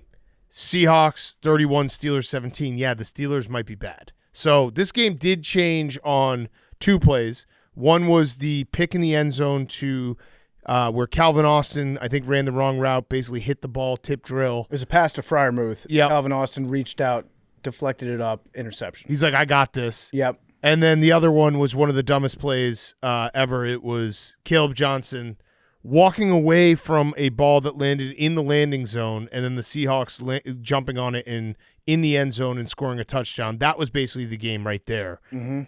It kind of reminded me of like, because of the new rules of like kickoffs and everything, it kind of reminded me of, remember the Plaxico play when he stood up and dropped the ball? Yep. And then everyone learned to not do that? Yep. Caleb Johnson had to die for everyone else to learn to never do this, because the way he walked away from that ball, he never in a million years thought it was a live ball. Every special teams coach is like, thank God that happened to a different team and not to us. And Danny Smith, the biggest gum chewer, like he makes Pete Carroll look like he's never put anything in his mouth. Danny Smith is always chewing a fat wad of gum. And him not knowing that rule, I think, is worse than what Caleb Johnson did. Yeah. Like as a special teams coach, say what you want about Belichick. Belichick would have studied every single rule about the kickoff and then had an hour-long meeting with everybody on special teams being like, this is the rule, this is what you can do, this is what you can't do. That, to me, was more on the coach than it was on the player. Do we know that he told him? Do we know that? Because he could have told him. He might have told him. If he did tell him, then yes, it's on the player. Yeah. But Caleb Johnson didn't act like he had ever heard that before. He walked away from it so nonchalantly. And that was the game changed entirely on that. Yeah, it went from the Steelers have to press. The Seahawks were up 3, and then they went up 10, just like that on back-to-back plays. So it was pretty crazy. The Steelers are – I don't know if the Steelers are good. I have a take, Big Cat. Okay. I think the Steelers are better when they have a shitty quarterback. And Aaron Rodgers didn't play that well today. I want to say that. I mean, he should have had that touchdown to Pat, but I think that they're better when their defense knows that they have to be like impregnable. I think they can just give it a little time because I think Aaron Rodgers might not be good anymore. You don't think so? No. Under pressure, he was a disaster. He was bad today. He was on passes over 10 yards today. He had a 22% completion percentage, 42 yards, and 1 interception. He might be over. I think they win that game with Mason Rudolph. Might. Because the defense, my entire take is like right now the Steelers didn't really make any drastic changes on defense besides bringing in Jalen Ramsey, which should make your defense better, right? And Joey Porter didn't play today, but they're not playing at all like they were last year on defense. They did have a lot of injuries in this game, but still it's 2 games where they've gotten. It doesn't look like the Steelers the way that they got ran on. Like Kenneth Walker. He only touched the ball 13 times. He had 105 yards. Yeah, it's like just because you have the uniform. I always expect that the uniforms are just going to make you a good defensive player if you play in Pittsburgh. Correct. But that's not really a great strategy. It's like saying play Renegade louder. Yeah. And that'll make us better on defense. If they have a shitty quarterback, I feel like they're more competitive on defense. Yeah. Might be a dumb take, but knowing that you can't give up any points. I don't hate the take. I think they just got to wait a little bit because I don't know. I don't know if Rodgers – I don't know if the Steelers are good. They started 1-0. Obviously, they lost today. The Seahawks defense is good. Had them in clamps in the second half. I don't know if the Steelers are good. There also might be a little maybe some trouble brewing between Aaron Rodgers and Mike Tomlin. Ooh, do tell. Well, Aaron Rodgers, he keeps trying to tell Mike we're going to go for it on 4th down. And then Mike Tomlin's like, no, Aaron, I don't go for it on 4th down. That's not in my DNA. Yeah. And then Aaron Rodgers is like, fuck, okay. But he's used to winning all those arguments with his coaches. But he doesn't realize that Mike Tomlin's like, hey, I don't know if you know, but I've been here for a long time, and what we do is we punt. We're in the middle of the field, and it's 4th and 1, we punt. This is how I have a 600 winning percentage. Yeah. Okay? We're going to punt. It was 4th and 1. It was pretty much midfield, I think, at the 48-yard line. And it was tied 14-14. And Aaron Rodgers is like, no, let's just get a first down. Mike Tomlin's like, no, we're going to punt, and Aaron looked exasperated. Yeah. Yeah, I don't know. I we'll find out, I guess, if the Steelers are good in the next couple of weeks because I think they play at the Patriots. That'll be a good test of whether they're good. Then they play at home against the Vikings. That will be a good test. If they start 1-3, I think it's just they're not a good team. And I don't – Russell Wilson looked really good today. I don't know if Aaron Rodgers still has what Russell Wilson did, which is crazy to say. Over the course of a season? Maybe, but like this is a great game from Russ. Don't get me wrong. Yeah, no, I'm just saying I don't know where that came from, Russ. It wasn't last year, but or last week. Yeah. But the deep ball is still there for Russ. Aaron Rodgers couldn't throw the ball like down the field. Aaron Rodgers looked way better today than Russ looked in week 1. Yes, I would agree with that. In their bad games. I would agree with that. But in their good games, Russ looked better than Aaron Rodgers. And that interception in the end zone was not Aaron Rodgers' fault. Correct. That was not his fault at all. And then the Seahawks, I do think the Seahawks have a very good defense. Their offense will hopefully come along. It looked good today because the Steelers' defenses look bad. But yeah, I think Mike McDonald's got them going in the right direction kind of thing. We have 2 Mike and Mike matchups today. We did Vrabel and McDaniel and Tomlin and McDonald. Yeah. Crazy. It's too bad we lost Mike McCarthy. We would have had 5 Mikes. 5 Mikes. 5 Mikes.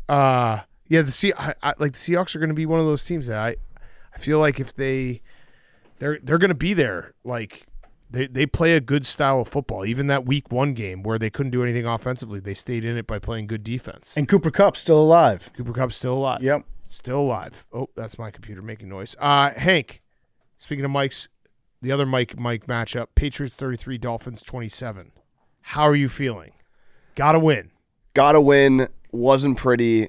Defense is really bad. Drake May looked great. Drake May did look great. The offense looked good. Stephon Diggs kind of showed up a little bit. I love Mike Vrabel running down the sidelines on the kick return. Yeah, did you see Stephon Diggs call him slow? Yeah, that's funny. That's just good old fashioned locker room stuff. Yeah. Tua finally lost to the Patriots. Yeah.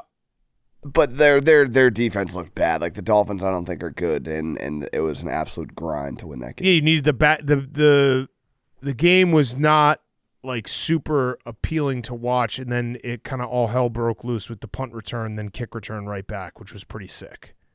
Did you like the new uniforms? No new uniforms yet. I thought they were new. Not yet. Did the pants look grayer then, or were they sweating a lot? I think it was just a hot Miami day. Okay, it was a hot Miami day. Because they put the benches in the sun. Yeah. Let's talk about your kicker. Yeah. So I have a theory. I think Mike Vrabel's just too much an alpha that none of his kickers can ever have the confidence to kick. He just hates kickers. He's got a horrible number. He's got a horrible swag for a kicker. Number 36. He's number 36. He's got an arm sleeve. The arm sleeve on. And a sleeve of tattoos. He looks like a 12-year-old went in the Madden Create Player and spent like an hour and a half customizing everything. You do not want your kicker to have swag. Nothing about a natural kicker should exude coolness. No, and he's got the ass towel, which is like that's Kadick, who played obviously college football, doing college football, is like no kicker should ever have an ass towel. No. You don't touch the ball with your hands. Correct. He did. He came up clutch though. He hit a long field goal to kind of ice the game. Yeah. He did, but he missed 2 extra points. First two extra points missed him badly. Number 36 on a kicker doesn't look good. If you're a kicker, you take the screen. You don't even ask for a number. If you're a kicker, you just you go into the equipment room and you're like, whatever you got that like dorks usually wear. I'll put that one on. So yeah, bad, really bad. And Vrabel definitely just hates it. He doesn't even probably is not even going to acknowledge it. Probably doesn't even know his name. No. Yeah. No, they're just all kicker. Yeah. To him. Get out there, kicker. Go miss that kicker. Because this happened. Remember when he just didn't use kickers in Tennessee? Yeah, because there was one guy that missed like 4 in a row. Yeah. And he was just like, yeah, we're just not kicking the ball. We're not going to kick. Ever again. Mike McDaniel has to change his glasses. You can't wear those glasses and lose as much as he's been losing. I'd agree. If you need to make a change, you gotta have a different image. You can't be going through the tough times when you're looking like a Coke dealer. Yeah. He also, I would say the heat on his seat is volcanic at this point because they had a players only meeting after week 1. Yep. And then after this game, Tua basically said like the communication was terrible at the end of the game. Yep. And Mike McDaniel then said the communication was terrible at the end of the game. It feels like it's going to be our first head coach fired this season. Well, it's week 2. Yeah. And Miami. And they have to play Buffalo on Thursday night. Miami is already flying planes over the stadium that say fire Greer, fire McDaniel. Oof. We're at skywriting bad territory for the Dolphins right now. Here's a good thing for the Dolphins. Tyreek Hill finally had a 30-yard catch. First time in a year. Yep. It was one of the most underthrown balls of all time. But it still counted. It was over 30 yards technically, yes. Also, Tua is my favorite interception quarterback in the league now. Tua might have a blind spot directly in the center of his field of vision. It's that interception he threw to the linebacker was so fucking funny. He is now number 1. If you're like, hey, you want to laugh, show me an interception, it's Tua. It was crazy. The guy was about 15 yards in front of him, directly in his field. Is there a term for that, like nearsighted, farsighted? Remember, Jameis had this when he got a LASIK. Yeah, he was linebacker blind. Yeah. But yeah, if you can't see things that are directly in front of your face, what is that called? I don't know. Denial? Yeah. That interception, though, was so fucking funny. He just threw it right to the linebacker. Yeah. It was a perfect pass to the linebacker. But yeah, he leads the league in funniest turnovers at this point. He's my 1-1 pick for funniest turnover. I agree. They're awesome. Hank, you guys traded a wide receiver today. Or was that yesterday? Yesterday. Are you familiar with the Patriots' track record with receivers that they've drafted? Yeah, it's not great. Who did you trade? Not Booty. No, Polk. not Booty. Polk, yeah. Jalen Polk. Okay. Did you know who the last wide receiver that the Patriots drafted that has reached 1,500 receiving yards in his entire career is? Is that a Stephen Chase stat? No. 1,500. 1,500 Oh, sounds like it. oh, sorry. 1,005 was his stat. 1,500. That's not that. Yeah, that's no, I thought it was 1,005. I got it. 1,500 isn't that many receiving yards. We didn't It's draft like receivers forever. Wait, in his career? in their entire career. Oh, that's crazy. I'm not talking about in a season. Oh, yeah, that's crazy. We didn't draft wide receivers forever, and then we took N'Keal Harry. He was terrible. So now, Julian? It was Julian Edelman. Yeah. Yeah. That's from Andy Hutchins. But yeah, that's a crazy stat, isn't it? And Polk, was he a second rounder? Might have been first. Second. Memes is saying second. Second rounder.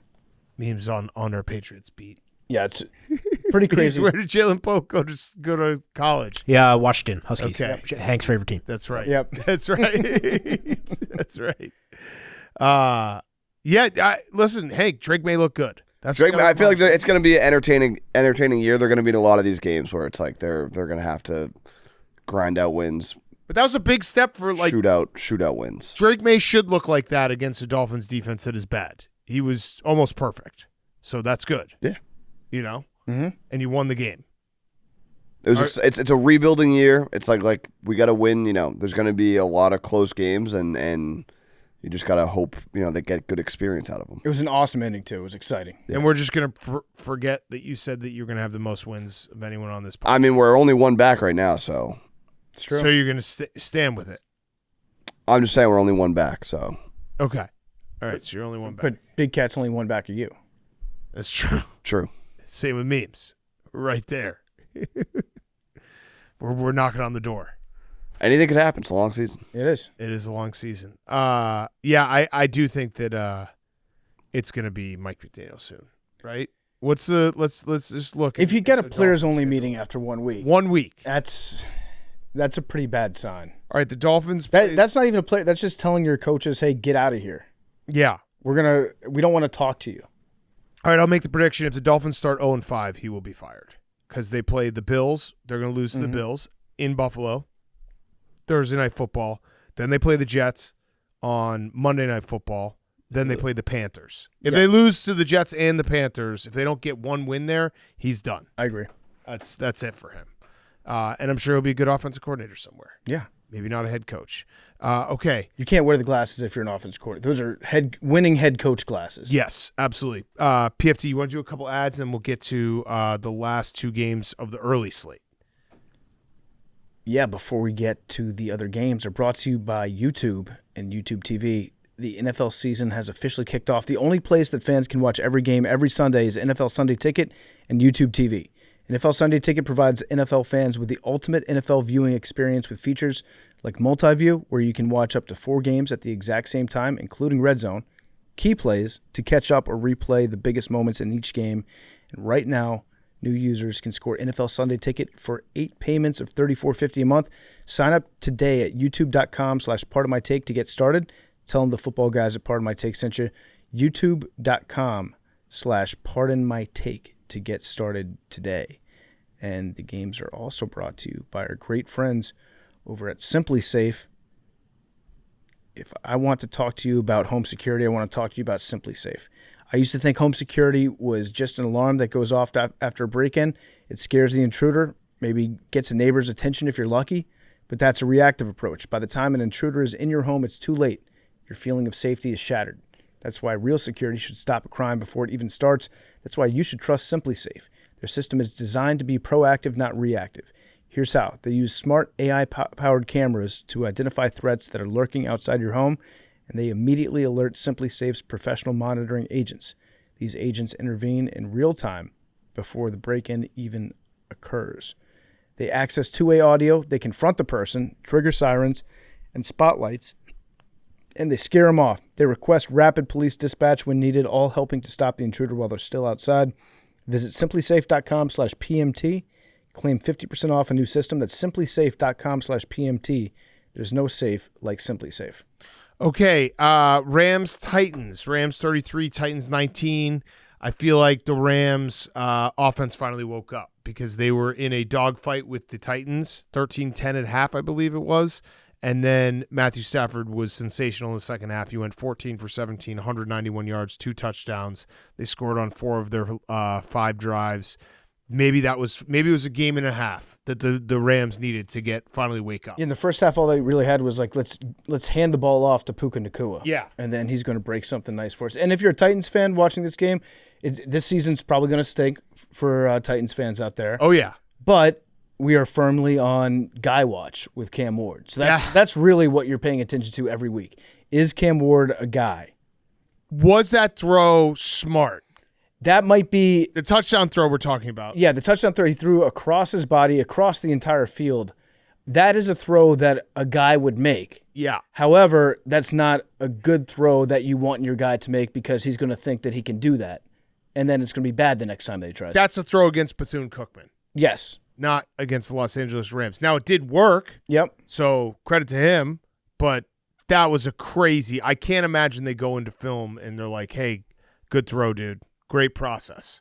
Because that was nuts. Yeah. You rarely see that across the body, across the field. Yeah, they're going to try to tell him not to do that, but since it worked, it's a good luck telling him that. Yeah. Because it ended up being an awesome looking play. They even have like some of the super high definition cameras that tracked it, being like, look at this great play by Cam Ward. Yep. Coaches are like, don't ever fucking do that again, please. Yeah. But he's going to. His O-line is not great.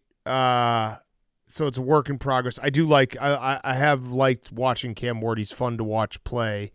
This game kind of got away from him. It was actually his fumble in the second half that kind of opened up the floodgates, where it was like the Titans were hanging around their one-possession game, and then it just kind of ended there. I would go far as to say that the Titans' offensive line is bad.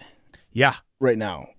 He's on pace to be sacked 93.5 times this year, which actually it made me look up the David Carr stats. So he's been sacked how many times did he get sacked today? I know he got banged up a lot in week 1. Today he was sacked five times. Yeah. 5 sacks. David Carr, in his first 2 games, he got sacked 15 times. Pretty crazy. But right now they're on pace to break that record. He had six sacks in his first game. Yeah. What was the David Carr again for the whole first year? Because Caleb was close. Was not 70? I can't remember, but it was Caleb was close. Caleb got sacked 68 times last year. I think it was like 73 or 74 times for at the end for David Carr. 76. 76. So Caleb was 8 away. So the fact that David Carr got sacked 15 times in his first 2 games and only got sacked 76 times on the season. Yeah, pretty good. Pretty good. Yeah, pretty good. Pretty good turnaround. His offensive line did all right. Yeah.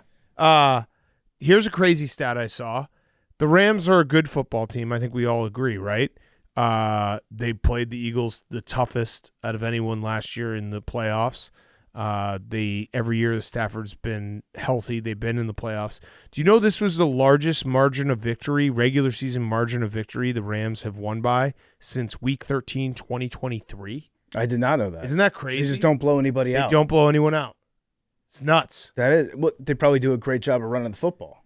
Yeah, I saw it and I was like, holy shit, and I went and looked, and they did kill the Vikings last year in the playoffs, but regular season, every game is 10 points or less pretty much until you go back to week 13, 2023. So there's like 13 or 14 wins in there that none of them were 14 points. Yeah, McVay is a really good coach. Brian Callahan, I don't know. Can we even say if he's a good coach or not? Yeah, I don't know. He might be Ken Wisenhunt 2.0. I like him as a guy. Yeah, seems like a good dude. Yeah. But he learned what a catch is. Calvin Ridley has not. Yeah. The Titans need to just be a scrappy team this year. They get the Eagles. The Rams get the Eagles next week. Whose line is it anyway? DraftKings Sportsbook. Where is it? It's in Philadelphia. Eagles minus 4.5. I would say Eagles. No. Eagles minus 3.5. I'll say 2.5. I think Hank might be right. What is it? DraftKings Sportsbook, it is Eagles minus 4.5. Oh, There wow. we go, Hank. Nice, Good job. Hank. Good job. Thanks. You're spot on.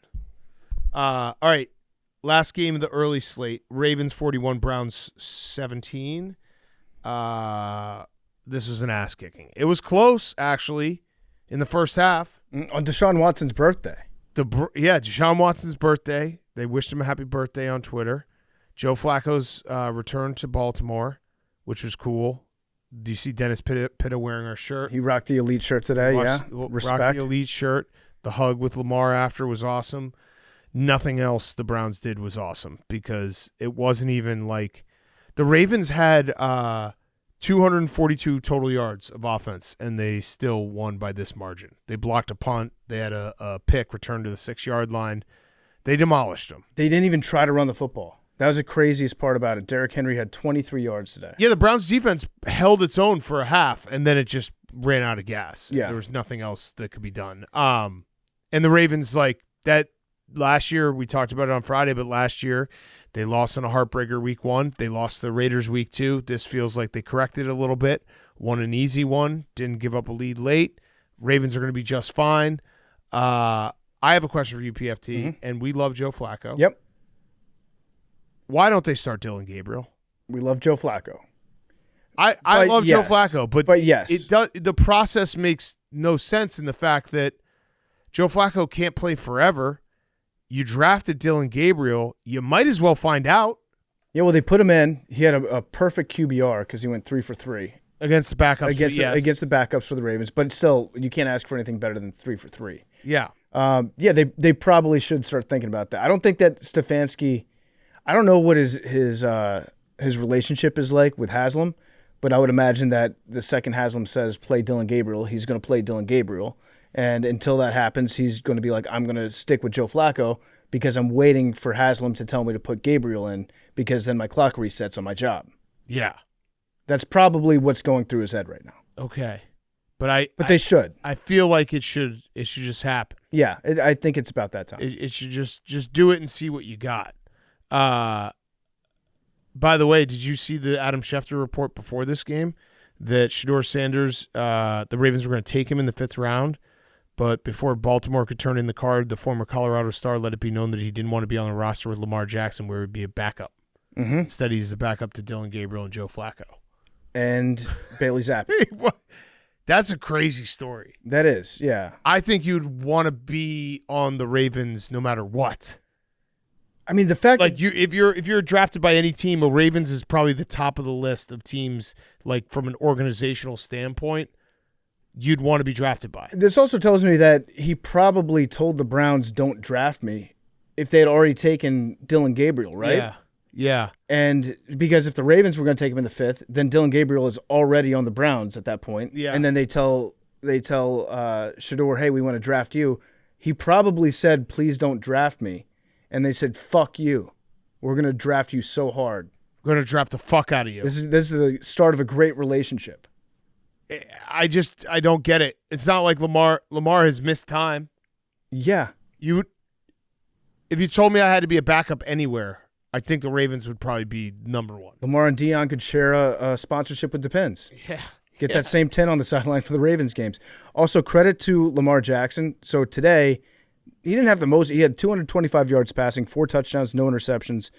Quarterback rating 128.6. That makes Lamar Jackson the highest rated NFL quarterback of all time. All time? Of all time. According to QBR? No, not QBR. Oh, the rating. Yeah, passer rating. The passer rating. Yeah. So he officially passed Aaron Rodgers. Lamar Jackson is the best passing quarterback of all time by the metrics, which is crazy because he's also the best running quarterback of all time. That is nuts. That's wild. You see, I think Lamar might be really good. I think he's really good. I think I've seen enough guys. I think Lamar's really good. Yeah. Maybe they have Lamar play the regular season and then Shedeur in the playoffs. Fuck them up when they're not thinking. That's what they were probably going to do. The Ravens are also the 13th team in NFL's history to score at least 40 points in each of their first 2 games, but they're the first to do it without being 2-0. That's pretty impressive. Yeah, that is. Yeah. Isn't it? Also, this is a sad Browns stat, but maybe comforting. I don't know. The Browns are a mess. The Browns have outgained their opponents 649 to 383 through 2 weeks, and they're 0-2. That's crazy. That's insane. That's mostly a Bengals-Browns stat. But yes. Well, no, it's today, too. This game, they did a decent job on defense. Yeah, and they outgained the Ravens today. They lost 41-17, and they outgained the Ravens. I think they outgained them by like 100 yards. So, close to 100 yards. It's not great for the Browns right now. Let's just say that. Yeah. I don't know what they're doing. I don't know where they're going. They don't know any better. But shout out that wedding. I'm sure those people are happily married now. You see, there was also a proposal at the Titans game today too. Oh, really? Yeah. That's beautiful. We need this every week. We need that. We need a wedding at the Titans game. Mm-hmm. Maybe for their new stadium. Be like, honey, I booked the newest building in all of Nashville. Mm-hmm. It's the Titans' new stadium. Okay. Colts, Broncos. Colts 29, Broncos 28. The Indianapolis Colts are 2-0 for the first time since 2009. Yeah. That's crazy. Pretty crazy. Well, they haven't won in week 1 in like, what? Yeah, it was since 2013. Yeah, they're also the first team in the Super Bowl era to not punt in either of their first 2 games in a season. Because one of them today was like an illegal. No, they had a couple turnovers on downs. And I think I think they punted today, but then there was a penalty, and they didn't. Did they actually try to do that? I think so. So yeah, but still technically correct. The Colts have not punted by the NFL rulebook. That's pretty crazy. It's nuts. Isn't it? Booger said that if Daniel Jones can play average, they could be a playoff team. We still don't know because Daniel Jones has not played. He's played awesome. Yeah, and yeah, Daniel Jones was awesome again today. This was, though, to me, all-time, like, yes, the Colts are 2-0. It's awesome. Vibes are great. Jim Irsay season. They're 2-0 now with Jim Irsay's daughter, the new owner, on the sideline with the headset, ready to go. The Broncos completely blew this game. Big time. The Broncos had this game. Bo Nix was phenomenal in the first half. Then he had a really bad interception towards the end of the game where they were in field goal range. They had some bad penalties, and then they had the really bad penalty where they were it was a 60-yard field goal and they got called for leverage, which that is the worst. I think that's worse than the actual penalty, is the ref announcing to everyone penalty on the Broncos for leverage. Yeah, I don't understand. I guess the long snapper is technically in a defenseless position. You can't jump on his back. You can't touch the long snapper. He kind of pushed him down and went up a little. But that should not be a penalty. It just got pads on. It just shouldn't. Yeah. And it's also just a funny thing to be like leverage, which you want leverage. Yeah. Leverage is a good thing in football. Yeah. Penalty but not in this. Penalty on Tyreek Hill for speed. Yeah. But it was a blown opportunity for the Broncos because it felt like they had this game won. They came out of the halftime, felt like they were controlling the game.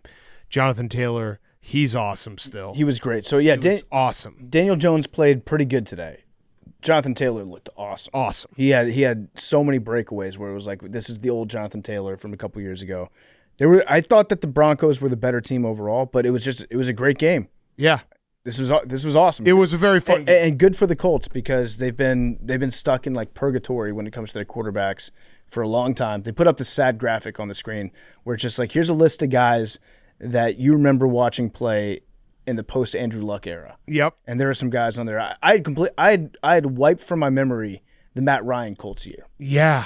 Well, no, I didn't, because remember the 12-12 game or 12-9 game Thursday Night Football that we watched in that New Jersey gambling house? That was one of the most depressing experiences I think we've all shared together. That was Matt Ryan? I thought in my head that was Carson Wentz.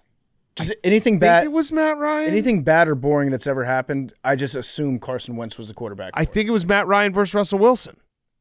Broncos Colts. I'm pretty sure. That was one of the worst games. But it actually, I should say, remember, it did get to a point where it was so bad it was kind of good at the end because it was so funny. Hilariously bad. Yeah, it was Matt Ryan and Russell Wilson.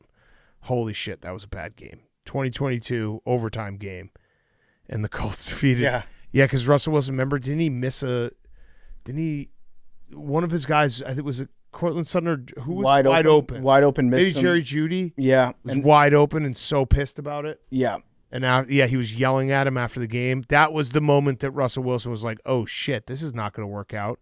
And Nathaniel Hackett, man, time is going fast. I can't believe Nathaniel Hackett interview was 3 years ago. That is crazy. And I remember when Russell missed that one pass, Jerry tweeted out, I think Sierra should give Future another shot. Yeah. And then he fell in love with Future, or with Little Future, yeah, and with Russell Wilson the next year. Yeah, for an entire season.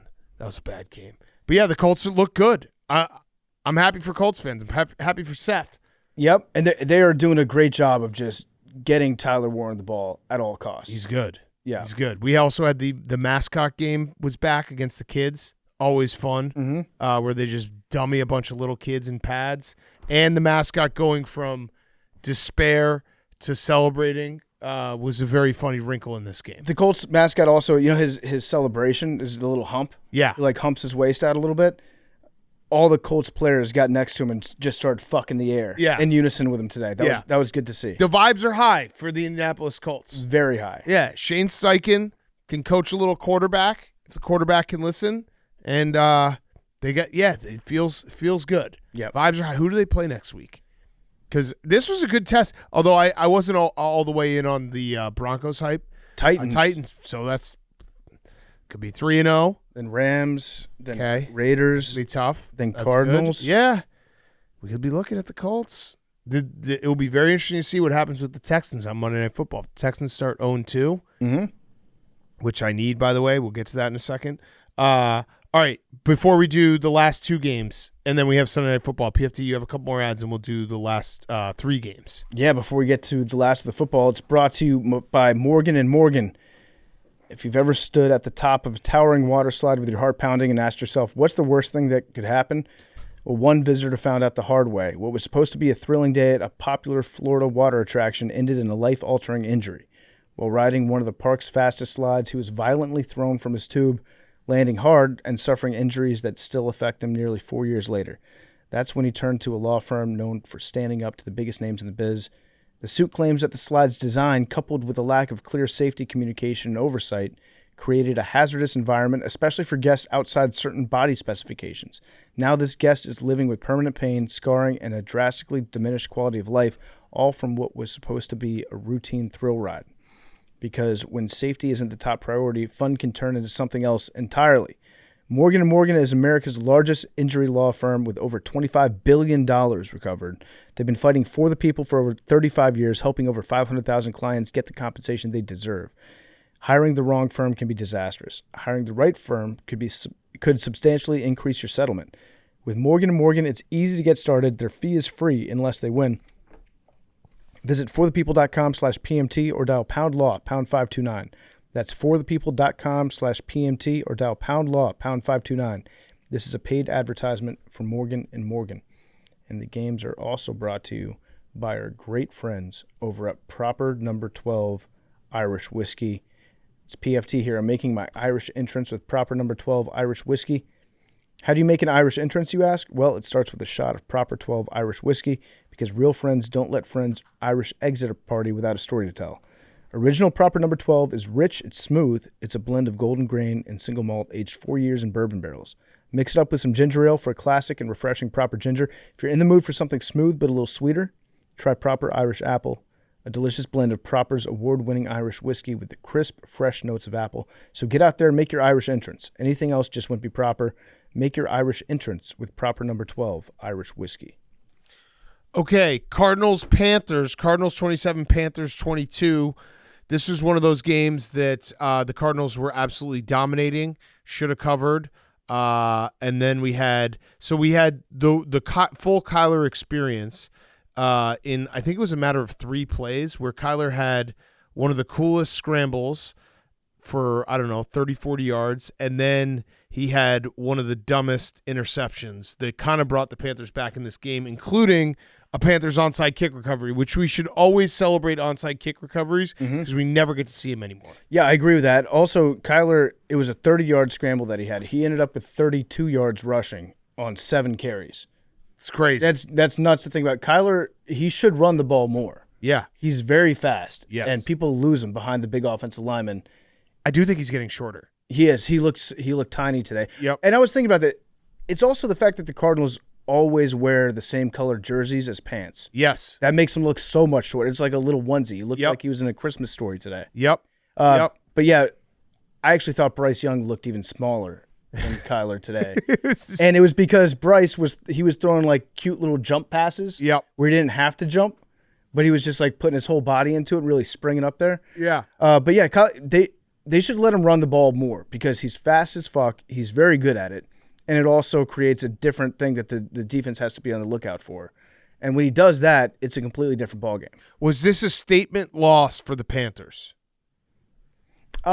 Yeah. What's the statement, though? The statement is maybe we aren't absolute dog shit because for, I don't know, 3 quarters, maybe it was like 2.5 quarters, because I think the Cardinals started the second half going down the field and making it 27-3. So at that point, I was like, yeah, the Panthers are maybe the worst team in the NFL. And then they actually put in some fight, scored 20 unanswered, fought back really hard, made this a game late, had the ball, statement loss.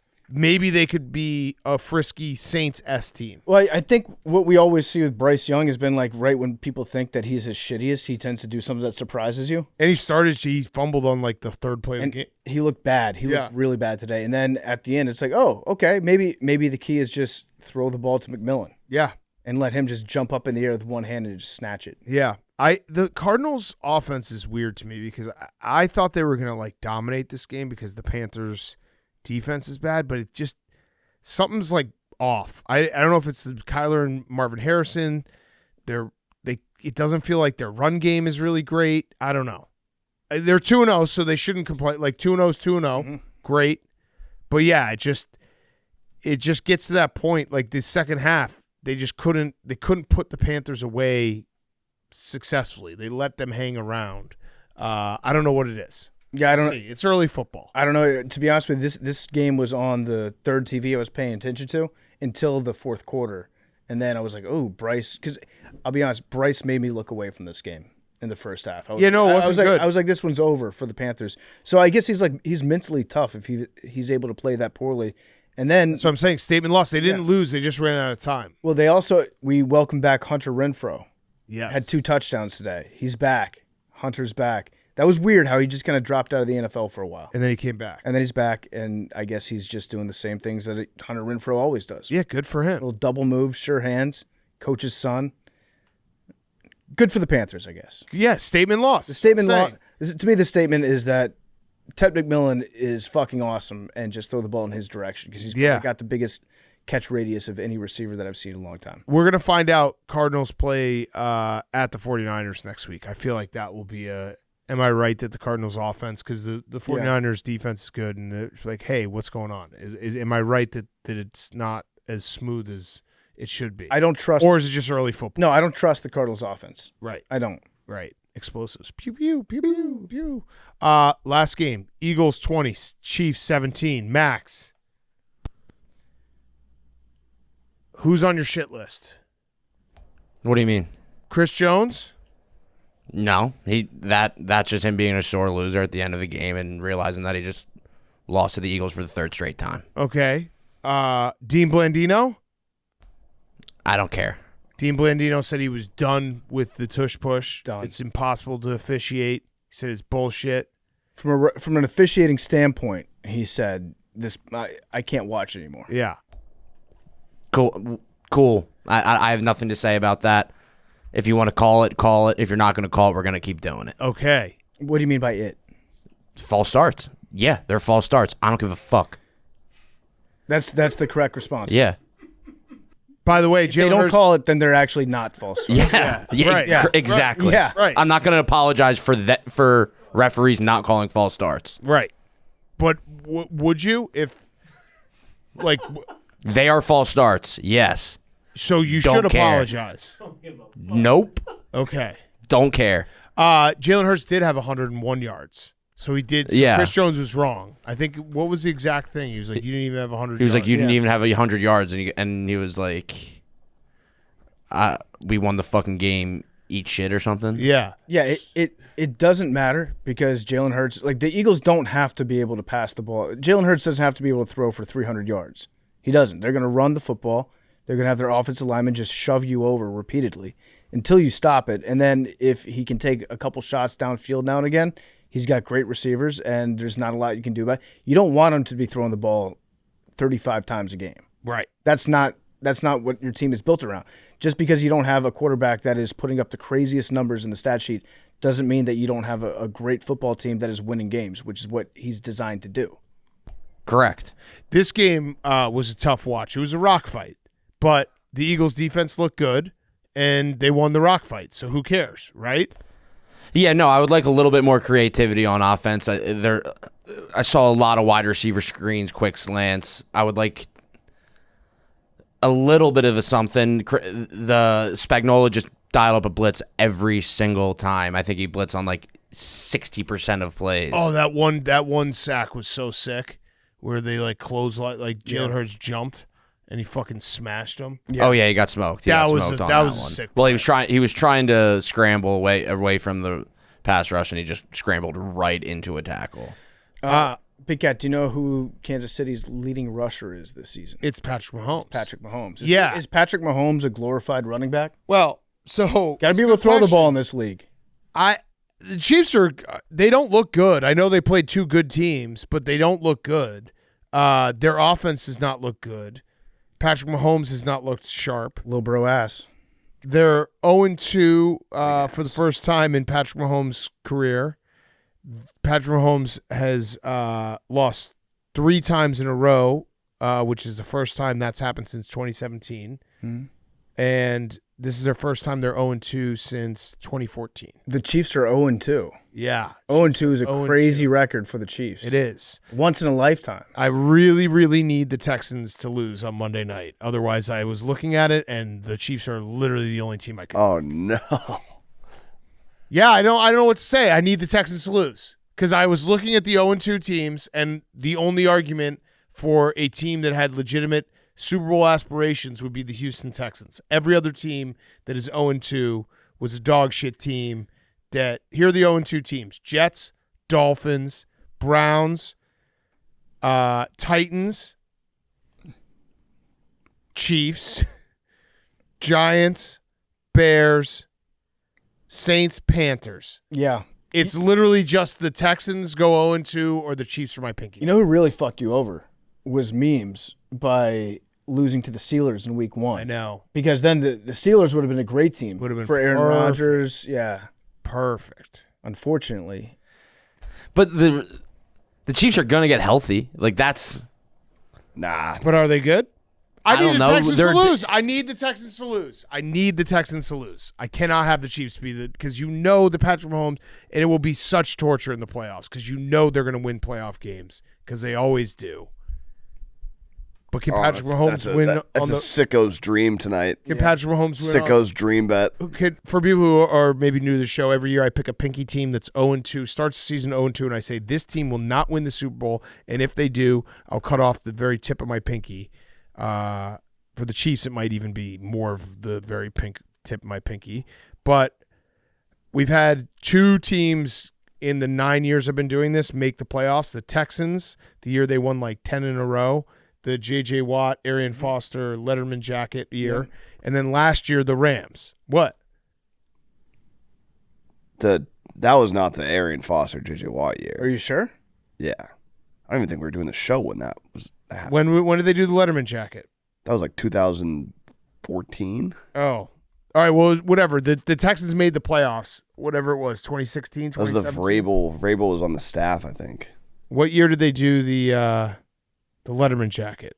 Oh, yeah, it does look like a young J.J. Watt. That was Arian's idea, by the way. Oof. Do you have a date? I think it was 2014.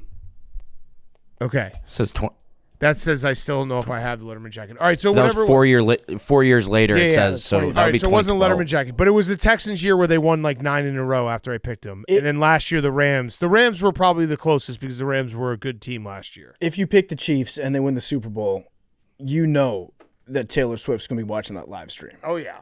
By the way, should we talk about Tay-Tay? So that's really what it's at. I need the Texans to lose. The Texans will be my pinky team if they lose. If not, it's going to have to be the Chiefs. And I'm probably going to lose a pinky. Eventually, I'm going to lose a pinky. We're going to do this show for the next 40 years. I'm going to do this bet every year. Some year I'm going to lose the pinky. Let's plan this out, though. Let's think about it. It's the Super Bowl. Yeah. We're in San Francisco. Mm-hmm. It is the Kansas City Chiefs against the Green Bay Packers. What do you do? I'd lose a pinky for that. The tip of my pinky? I'm going to go. You'd be rooting for the Chiefs at that point. I would definitely be rooting for the Chiefs. I mean, that could happen. Bucks, yeah. I mean, Bucks is the play tonight for sure. I need the Bucks to win. Also, apparently, Zach had a great take on Texans the Chiefs. is the play tonight. Sorry. Oh, what do you got? Run-of-the-mill take. I just think the dynasty's over. Oh! I think Andy Reid and Patrick Mahomes' dynasty's finished. Yep. There you go. So Great take, my Zach. pinky is fine. I'm not going to speak for your body parts, but I do think their dynasty's over. Okay. Pinky could be good, but hopefully, I would like to see the Texans lose tomorrow as well, so you can take the Texans. Yeah, I would take the Texans. Zach, what are you seeing out of the Chiefs that make you think the dynasty's over? I don't have an in-depth knowledge on why I feel such a way, but usually when they pan the camera to Andy Reid, he's got a certain amount of girth. That a lot of times, yes. But he always looks calm and collected, but this time it almost looks a little hollow. It looks a little empty. Like, are we still there? I'm not sure. I don't think he thinks they're still there. You know what it is? It's the mustache turning gray, like in the middle. It looks like he's withering away. Fading away. We got other grown men throwing temper tantrums on the sideline early in the game. Like I saw Blake has some grays. He's only like 2 years old, but he's got some grays that are coming right around the mouth. And when I saw that, I got sad. I was like, oh, poor guy. That's how I feel now when I look at Andy Reid. Andy Reid, great guy, but dynasty might be over. Great guy. Travis Kelce might be back. What do you mean? He looked good today. Whoa. Except he lost the game. Yeah, but I'm saying like when he caught and ran, like his athleticism was pretty good today. Yeah, but he did pretty much lose him the game. I know, but I'm saying like he might be. The rumors of his demise might have been a bit exaggerated. Because he looked faster than I saw him all last season. But that one stiff arm play was good. But but that play was not a Travis Kelce play. The not turning his head around quick enough and having the ball bounce into like that. That was a disastrous play. I actually thought that maybe he's back athletically, but not his head's not back because Tay might be pregnant. Did you see her coming into the stadium? I saw that there was a black screen set up. Yes. Yeah. Yes, that's the rumor. I'm so dumb that I just thought that. Did you see her? She didn't want to be photographed. Hank? No. They have a wall. A modesty wall. Literally created a wall for her entrance, and they rolled it as she walked in. Look at this. Something interesting. What a diva. Yeah, something interesting. I don't know if that's a pregnancy. That's the most dramatic shit I've I ever don't know. seen. That's the most dramatic shit I've ever seen. I don't know. It's a bit early for Big Cat. They're not even married. That's true. How would that be possible? They just get engaged. But shotgun wedding. I saw the pregnancy or the engagement pictures. She wasn't pregnant in those. Well, it's not showing. Not showing. Right. Now maybe it's a month later. She needs a wall. She could wear a jacket though. She could. Like you don't. Or she could wear a wall. You don't need a wall guy to walk around next to you. Why have to put on a big jacket when you could wear a wall? Maybe she got a bad haircut. Although wasn't she putting like a vending machine or something? I don't know. Popcorn. Yeah. They put Taylor Swift in a vending machine. They hit her in a popcorn machine. Yeah, memes backs me up on that. Yeah, it was like a popcorn machine. Yeah. Is there a chance the Chiefs might not make the playoffs? Yeah. Yeah. Dude, they're 0-2. Make them your pinky team. Let's bring. I would much rather have it be the Texans. Let's bring up the stats. Team. Well, it's because also the AFC West is tough. I mean, the Chargers are good. The Broncos seem like they're good. The Raiders are friskier than they've been. I know this is only through 1 week. They did play the Eagles tough, but it never felt like the Chiefs were going to like pull away or anything. And that last, like, it was a 20-10 game. Then they just started bombing the ball to Tyquan Thornton, who is very fast. Missed a couple of those. Yeah, I don't know. It definitely, Hank, going like, remember when the Patriots used to go 0-2? And it's like, it's over. And then Zach is playing the role of Max Kellerman right now. No, the Chiefs look bad. This is different. This is much different. They look bad. They look bad. It's way different. They don't have any weapons. Their offense looks so. I mean, the fact that Patrick Mahomes is running the ball as much as he is in week 2 tells me something's wrong. Because he runs the ball usually like playoffs when he has to win. Mm-hmm. And it's like, I need a play. And he ran the ball a lot today. On the broadcast, I think they said that exact thing. Yeah. He was like, normally I don't like to run until the playoffs, but this year I feel like I need to. Yeah. I think he's also that's throwing what his they said. body around a little bit more, which is Yeah, concerning. he did kind of fuck up one of the Eagles. That was kind of sick. Chiefs players also wearing like free Rice shirts is crazy. Free rice. Rasheed Rice? I guess Rashee Rice is going to come back, and so is Xavier Worthy. That actually, okay. That's why I told you. I was like, they're going to get Xavier healthy. Worthy's coming back. Not but healthy. Well, I don't know. I think the Chiefs, Big Cat, only 9% of teams that start out 0-2 make the playoffs. It's a 90% chance that you don't have to even worry about your pinky. That's actually crazy that I've been doing this for 8 years, and two times I've had a playoff team. Yeah. That's less. That's higher than 9%. Well, it's because you pick some of the better 0-2 teams. Yeah, true. Is Jake Elliott back, Max? Jake Elliott is looking very back. He looks very back. He's awesome again. Yeah. So you feel good. 2-0, feel good. I feel good. I could feel better. Defense looked better. But offense looked has worse. not played great for 6 quarters now. Yes. Yeah. And you have the new play caller, so that makes you a little nervous because last time you did the play caller thing, you had a year from hell. Well, we've had 5 offensive coordinators in 6 years. Right, Jalen but I'm Hurts saying you had Shane Steichen, went to a Super Bowl, lost him, had a year from hell. Then last year had Kellen Moore. You hope that Kevin Petula is more Kellen Moore than he is. Who was in the year from hell? Johnson. Yeah.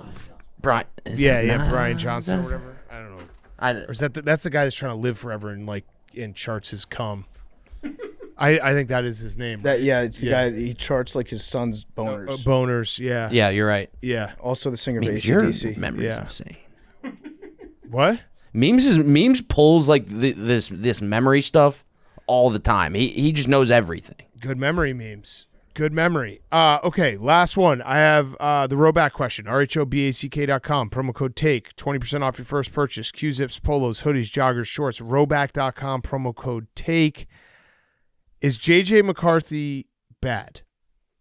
That's what he wants you to think. He was bad tonight. Ass. He was ass. He got his ass kicked. And I also just want to say credit to the Falcons. I think the Falcons' defense is really good.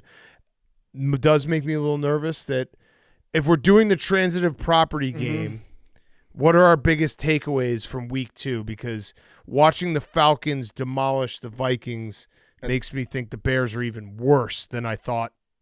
And than I thought 4 hours ago after they got a 50 burger put on them. Yeah, that's bad for you. And the Packers, I think those are the biggest 2 transitive property takeaways. The Packers. Unfortunately, the Packers are really, really, really good. Yep.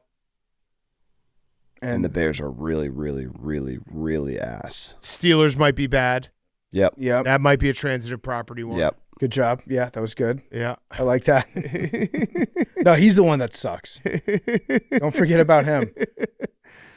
Yeah, I'd say that those are the 2 most fair takeaways from that because you start to run into like circular logic with any other team. But you can look at those like it's too early to do this, but it's fun to do it. It's fun to be like, oh, we have 2 data points. Let's just make some sweeping generalizations from all of it. Because you could say that the Vikings have played 4 halves, and 3 out of the 4 halves have sucked offensively. Yeah.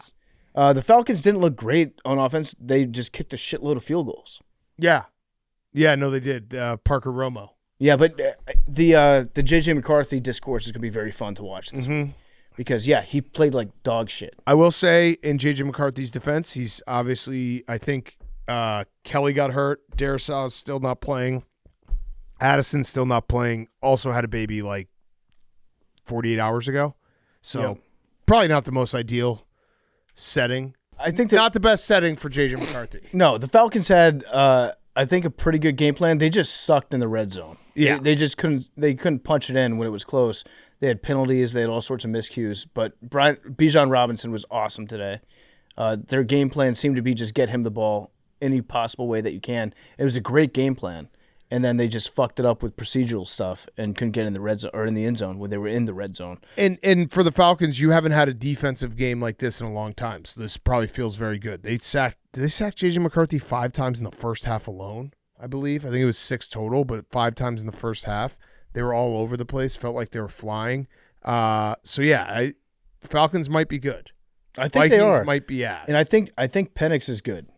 Penix might be good. I don't think he's like very good yet, but I think he's good. I think that the Falcons, when they probably signed Kirk Cousins and said, hey, this is a smokescreen. No one's going to think that we're going to draft Michael Penix, so it'll fall to us. So let's just pay this guy $100 million so we get our guy. And it worked. Galaxy brain thinking. Yep. Yeah. Okay. Any other big takeaways from week 2? Like big time ones. So Chiefs bad. Bears Jets ass. Steelers might be bad. Falcons might be good. Aubrey better than Tom Brady. Aubrey better than Tom Brady. Yeah. Don't let PFT draft a team for you. No. Lions good. Lions good. Ravens really good. But we knew that. Bills really good. Patriots? Bad. AFC East, bad. Bad. Easy for the Bills. Bad. Patriots bad or Patriots question mark? Patriots bad. Patriots, yeah. Patriots are not. It's hard to win on the road. Maybe sneaking the Hard to beat playoffs. Tua. Very tough. 0-7 against Tua up until today. Especially with a shitty kicker. Yeah. Good against bad teams. Struggle against good teams. Okay. What would be, I guess the only thing that could happen on Monday Night Football that would make me feel a little bit better if the Texans end up winning is if the Chargers then lose. Because then maybe the Chiefs are really bad. Yeah. Or You know what I maybe, mean? If or you did maybe the transitive property. Yeah. And worst case for that would be that the Raiders might be good because then they'll also beat the Chiefs. Correct. Also be a formidable. Yeah, so if the Raiders beat the Chargers, no worries because then they're going to kick the shit out of the Chiefs. Right. Got it. Right. Okay. Should we do Who's Back of the Week and we'll end the show? Who's Back of the Week? Hank. My Who's Back of the Week is Twisted Tea. Oh, let's go. New alcohol sponsor alert, at least. I didn't even realize it was sitting here the whole time. Twisted Tea. I mean, this is a beautiful, beautiful moment for me personally. I'm sure you guys as well. I love Twisted Teas going back to the day I turned 21. It was my favorite thing to drink. Best thing to drink in the summer. Best thing to drink anytime, really. Yep. Twisted Tea. Twisted Tea, the official hard iced tea of Part of My Take. Yes. Love that. Beautiful, beautiful future coming. That was tea. Great flavors too. Great flavors. Original peach, half and half raspberry. Peach, my favorite. I'm sipping on an OG right now. So, Who's Back of the Week is sponsored by Twisted Tea. That's kind of funny, Hank. Twisted Tea is refreshing hard iced tea made with real brewed tea and 5% alcohol. Twisted Tea is the perfect alcohol beverage to keep the good times going all season long. Whether you're hanging out at a friend's house, catching a game at the stadium or at the bar, or just seeing where the day takes you, Twisted Tea is there to turn your day up a notch and make a good time a great time. Keep it twisted. Grab a tea. It's game time. Stock up on ice cold Twisted Tea today. We want people to tweet us. Tweet us your Twisted Teas. These big boy cans are great. I don't think they do it anymore, but when they used to put the pictures on the back of the bottles, they do. I used to try so hard to get out. We should try to get we on should the back actually of these. absolutely try to I get used to try so hard to get on the back of these. People tweet us your pictures with your Twisted Teas. So Eddie had his block party like a month and a half ago, and he had every single alcohol you can imagine stocked in his fridge. I drank Twisted Teas the whole night. That was before they even came on. I absolutely love Twisted Teas. Super refreshing. They are so good. So we're Twisted Tea podcast now. Tweet us your picture of you hanging out with Twisted Tea. Great sipping on the couch drink. You know what I mean? Like just sitting down, having a couple Twisted Teas at the end of the night, having a couple Twisted Teas while you watch some football. Or a tailgate, like maybe it's in the morning, like you don't want to get too crazy. You just want to ease into it. Twisted Tea. I was going to say start of the night, Twisted Tea. Yeah. Hot day, The Twisted best. Tea. Yeah, on a boat, Twisted Tea. Hank, do you have another Who's Back? Yeah, my Who's Back is Ken Rosenthal. Yes. Yeah. Oh.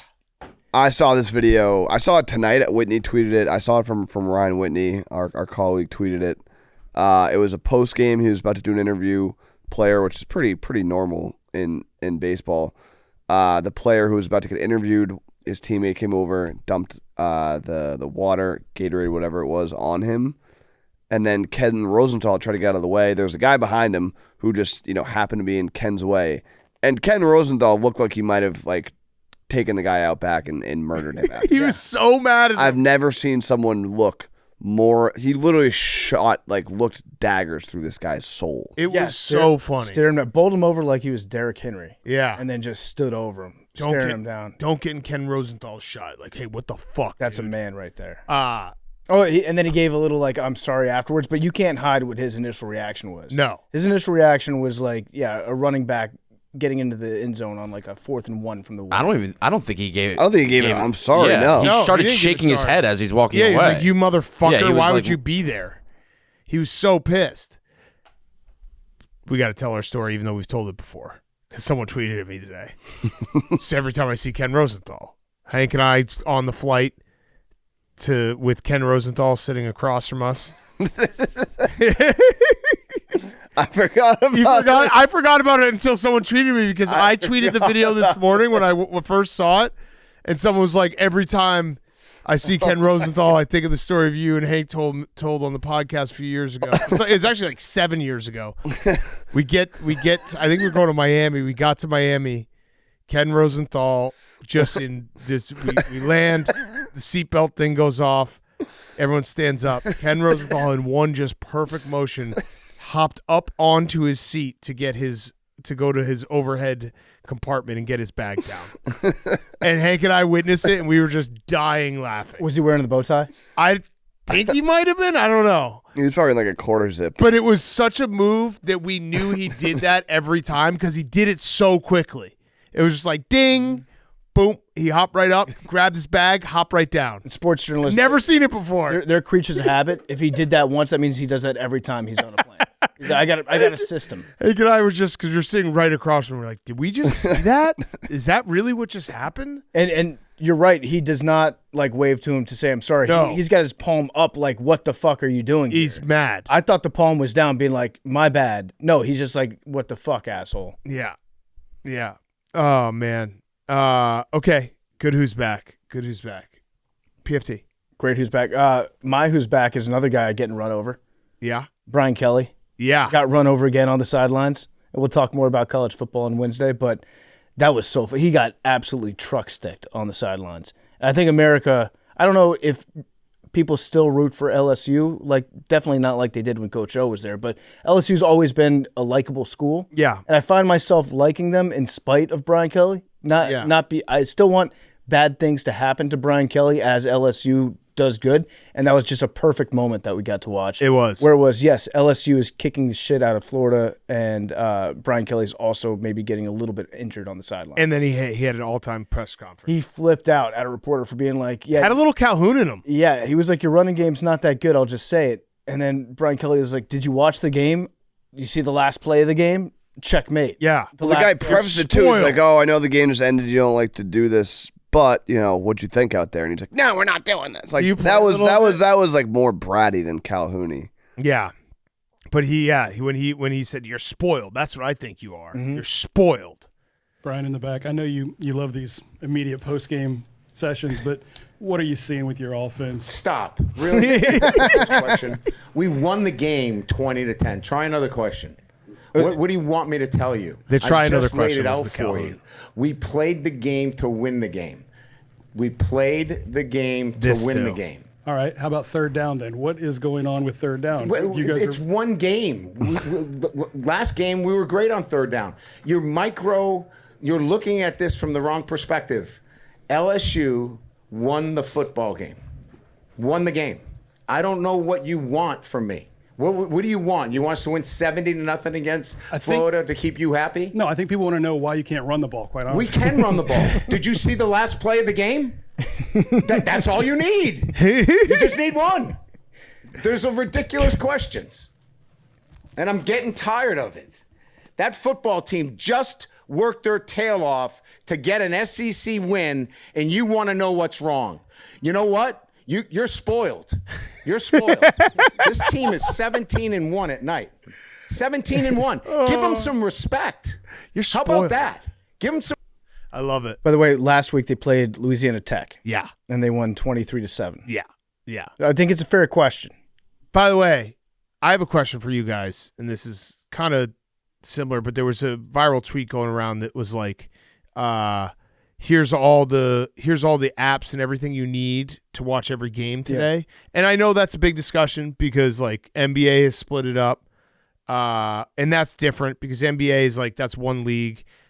College football is the one spot where I actually don't have a problem that you have to, because there was a day not too long ago, 10, 15 years ago, where you couldn't watch any of these games. Yeah, because it's not like there's going to be one provider that's capable of airing every single game because there's so many of them. Right. It's not like the NFL splitting up is kind of bullshit where it's like, oh, yeah, and you have Amazon, then you got to get YouTube TV and all this stuff.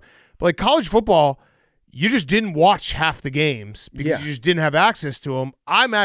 That's the one sport where I'm like, yes, thank you that you actually have given me the chance to be able to watch every game. Yeah, and if you're a casual college football fan, guess what? You don't need all those apps. No. You just need a couple. But because I know that's like that's a very like I understand it for all the other professional leagues, but college football, when I saw that one, I was like, wait, I'm pumped that I actually have access to all these games now, where you used to not be able to. Yeah. Okay, my Who's Back of the Week, I have two. The first is Anthony Rizzo, because he retired as a Cub on Saturday, all-time Cub, one of my favorite Cubs. He had an incredible day. He went in the bleachers. Mo Ballesteros hit his first career home run, and it hit Rizzo in the hand. The odds of that happening are so insane. So insane. It's crazy, but also respect to everybody that was around Rizzo, because they all kind of backed off and let Rizzo have a shot at it. Yeah. And then Rizzo threw it back, which was awesome, so he could have his home run ball. But yeah, the odds of him sitting in the bleachers. He bought everyone a beer. He was wearing his jersey. He retired in a jersey that was signed by all the kids that he visited at the cancer hospital when he was a Cub. He's obviously a cancer survivor. Just an all-time guy, all-time Cub. He was there before they got good. He was there for the World Series. I was able to catch up with him on Saturday night because he had a party, and it was like just trading memories with him for like 10 minutes was so awesome. He's just the best. So really cool, like perfect day, perfect weather, everything. Gotta catch that ball. He said, but he thought quick on his feet. He's like, that's why I'm retired, which is a great classic move. Like that's a dad joke, but it works. He's a dad. But if he catches that ball, that is the coolest moment I've ever seen. Oh, yeah. He should have brought a glove. Yeah. I was trying to get him to get in at bat. Foul ball guy would make that grab. But he's one of those, like, there's, a lot of sports figures you look up to or you idolize or, you put on a pedestal. He's one guy that you can, because he is just the best dude ever. He actually, so at this party, like, this is how cool of a dude Anthony Rizzo is. At this party on Saturday night, I talked to these two guys came up to me and they're like, hey, big AWL has been listening from the beginning. I was like, how do you guys know Rizzo? He was like, Rizzo, we housed Rizzo when he was a minor leaguer in Portland, Maine. That's cool. Like 14 years ago. And Rizzo invited them out, the whole family out, for his retirement. That's awesome. Isn't that insane? Yeah, like, that's dude. awesome. It's very, very cool. He's like, yeah, Rizzo has kept in touch with us ever since. Like, all we did was, that's what minor leaguers, like that they house, the families house different players. It's like, he's kept in touch with us ever since. He's always made us feel included. Just an awesome dude. Yeah. And also, it's very cool that he's retiring as a Cub and just being like, yeah, this is where my heart is. This is where my home is. Yeah, I think he's doing some like ambassador work. So it's cool that the Cubs are not fucking this one up. Bad first pitch, though. That's why he's retired. Yeah, that's why he's retired. Okay, and my other Who's Back is boxing, because that Bud Crawford-Canelo fight was awesome. I don't know if you guys were able to watch. I watched in the morning because I could not. It started so late. I saw the highlights of it. And yeah. It was an ass kicking. Yeah, it was awesome. Boxing might be back unless... Rigged? Not rigged. Oh, one of the undercards, maybe. Oh, what are you talking about? The stoppage in the undercard? Is that what you're talking about? Are you talking about Aiden Ross getting the phone call? He had $1 million wager on Canelo, and then he got a phone call right before the fight. Was like, you got to switch your bet. From some unnamed guy. And He's like, I just got one of those calls. Well, Crawford's really good. That's just speculation on maybe rigged. That's the only. Okay, and Canelo's kind of old. I don't know how you would rig that, though. Like, boxing. If you're talking about the judges, everybody that watched that was like, yeah, Crawford won. That was the right decision. Yeah, I don't think Canelo would take a dive. He's a pretty proud guy. But either way, boxing back until Mike Tyson fights someone. I think he's fighting Mayweather, yeah. Yeah, can't wait. Did you see him give a punch to Mr. Beast and like almost knock Mr. Beast out? Just a body punch. It was awesome. It's going to be the worst fight ever. Yeah. But hey, if it's on Netflix, it'll be free, right? So that'll be cool. Yeah. That'll be cool. All right, Zach.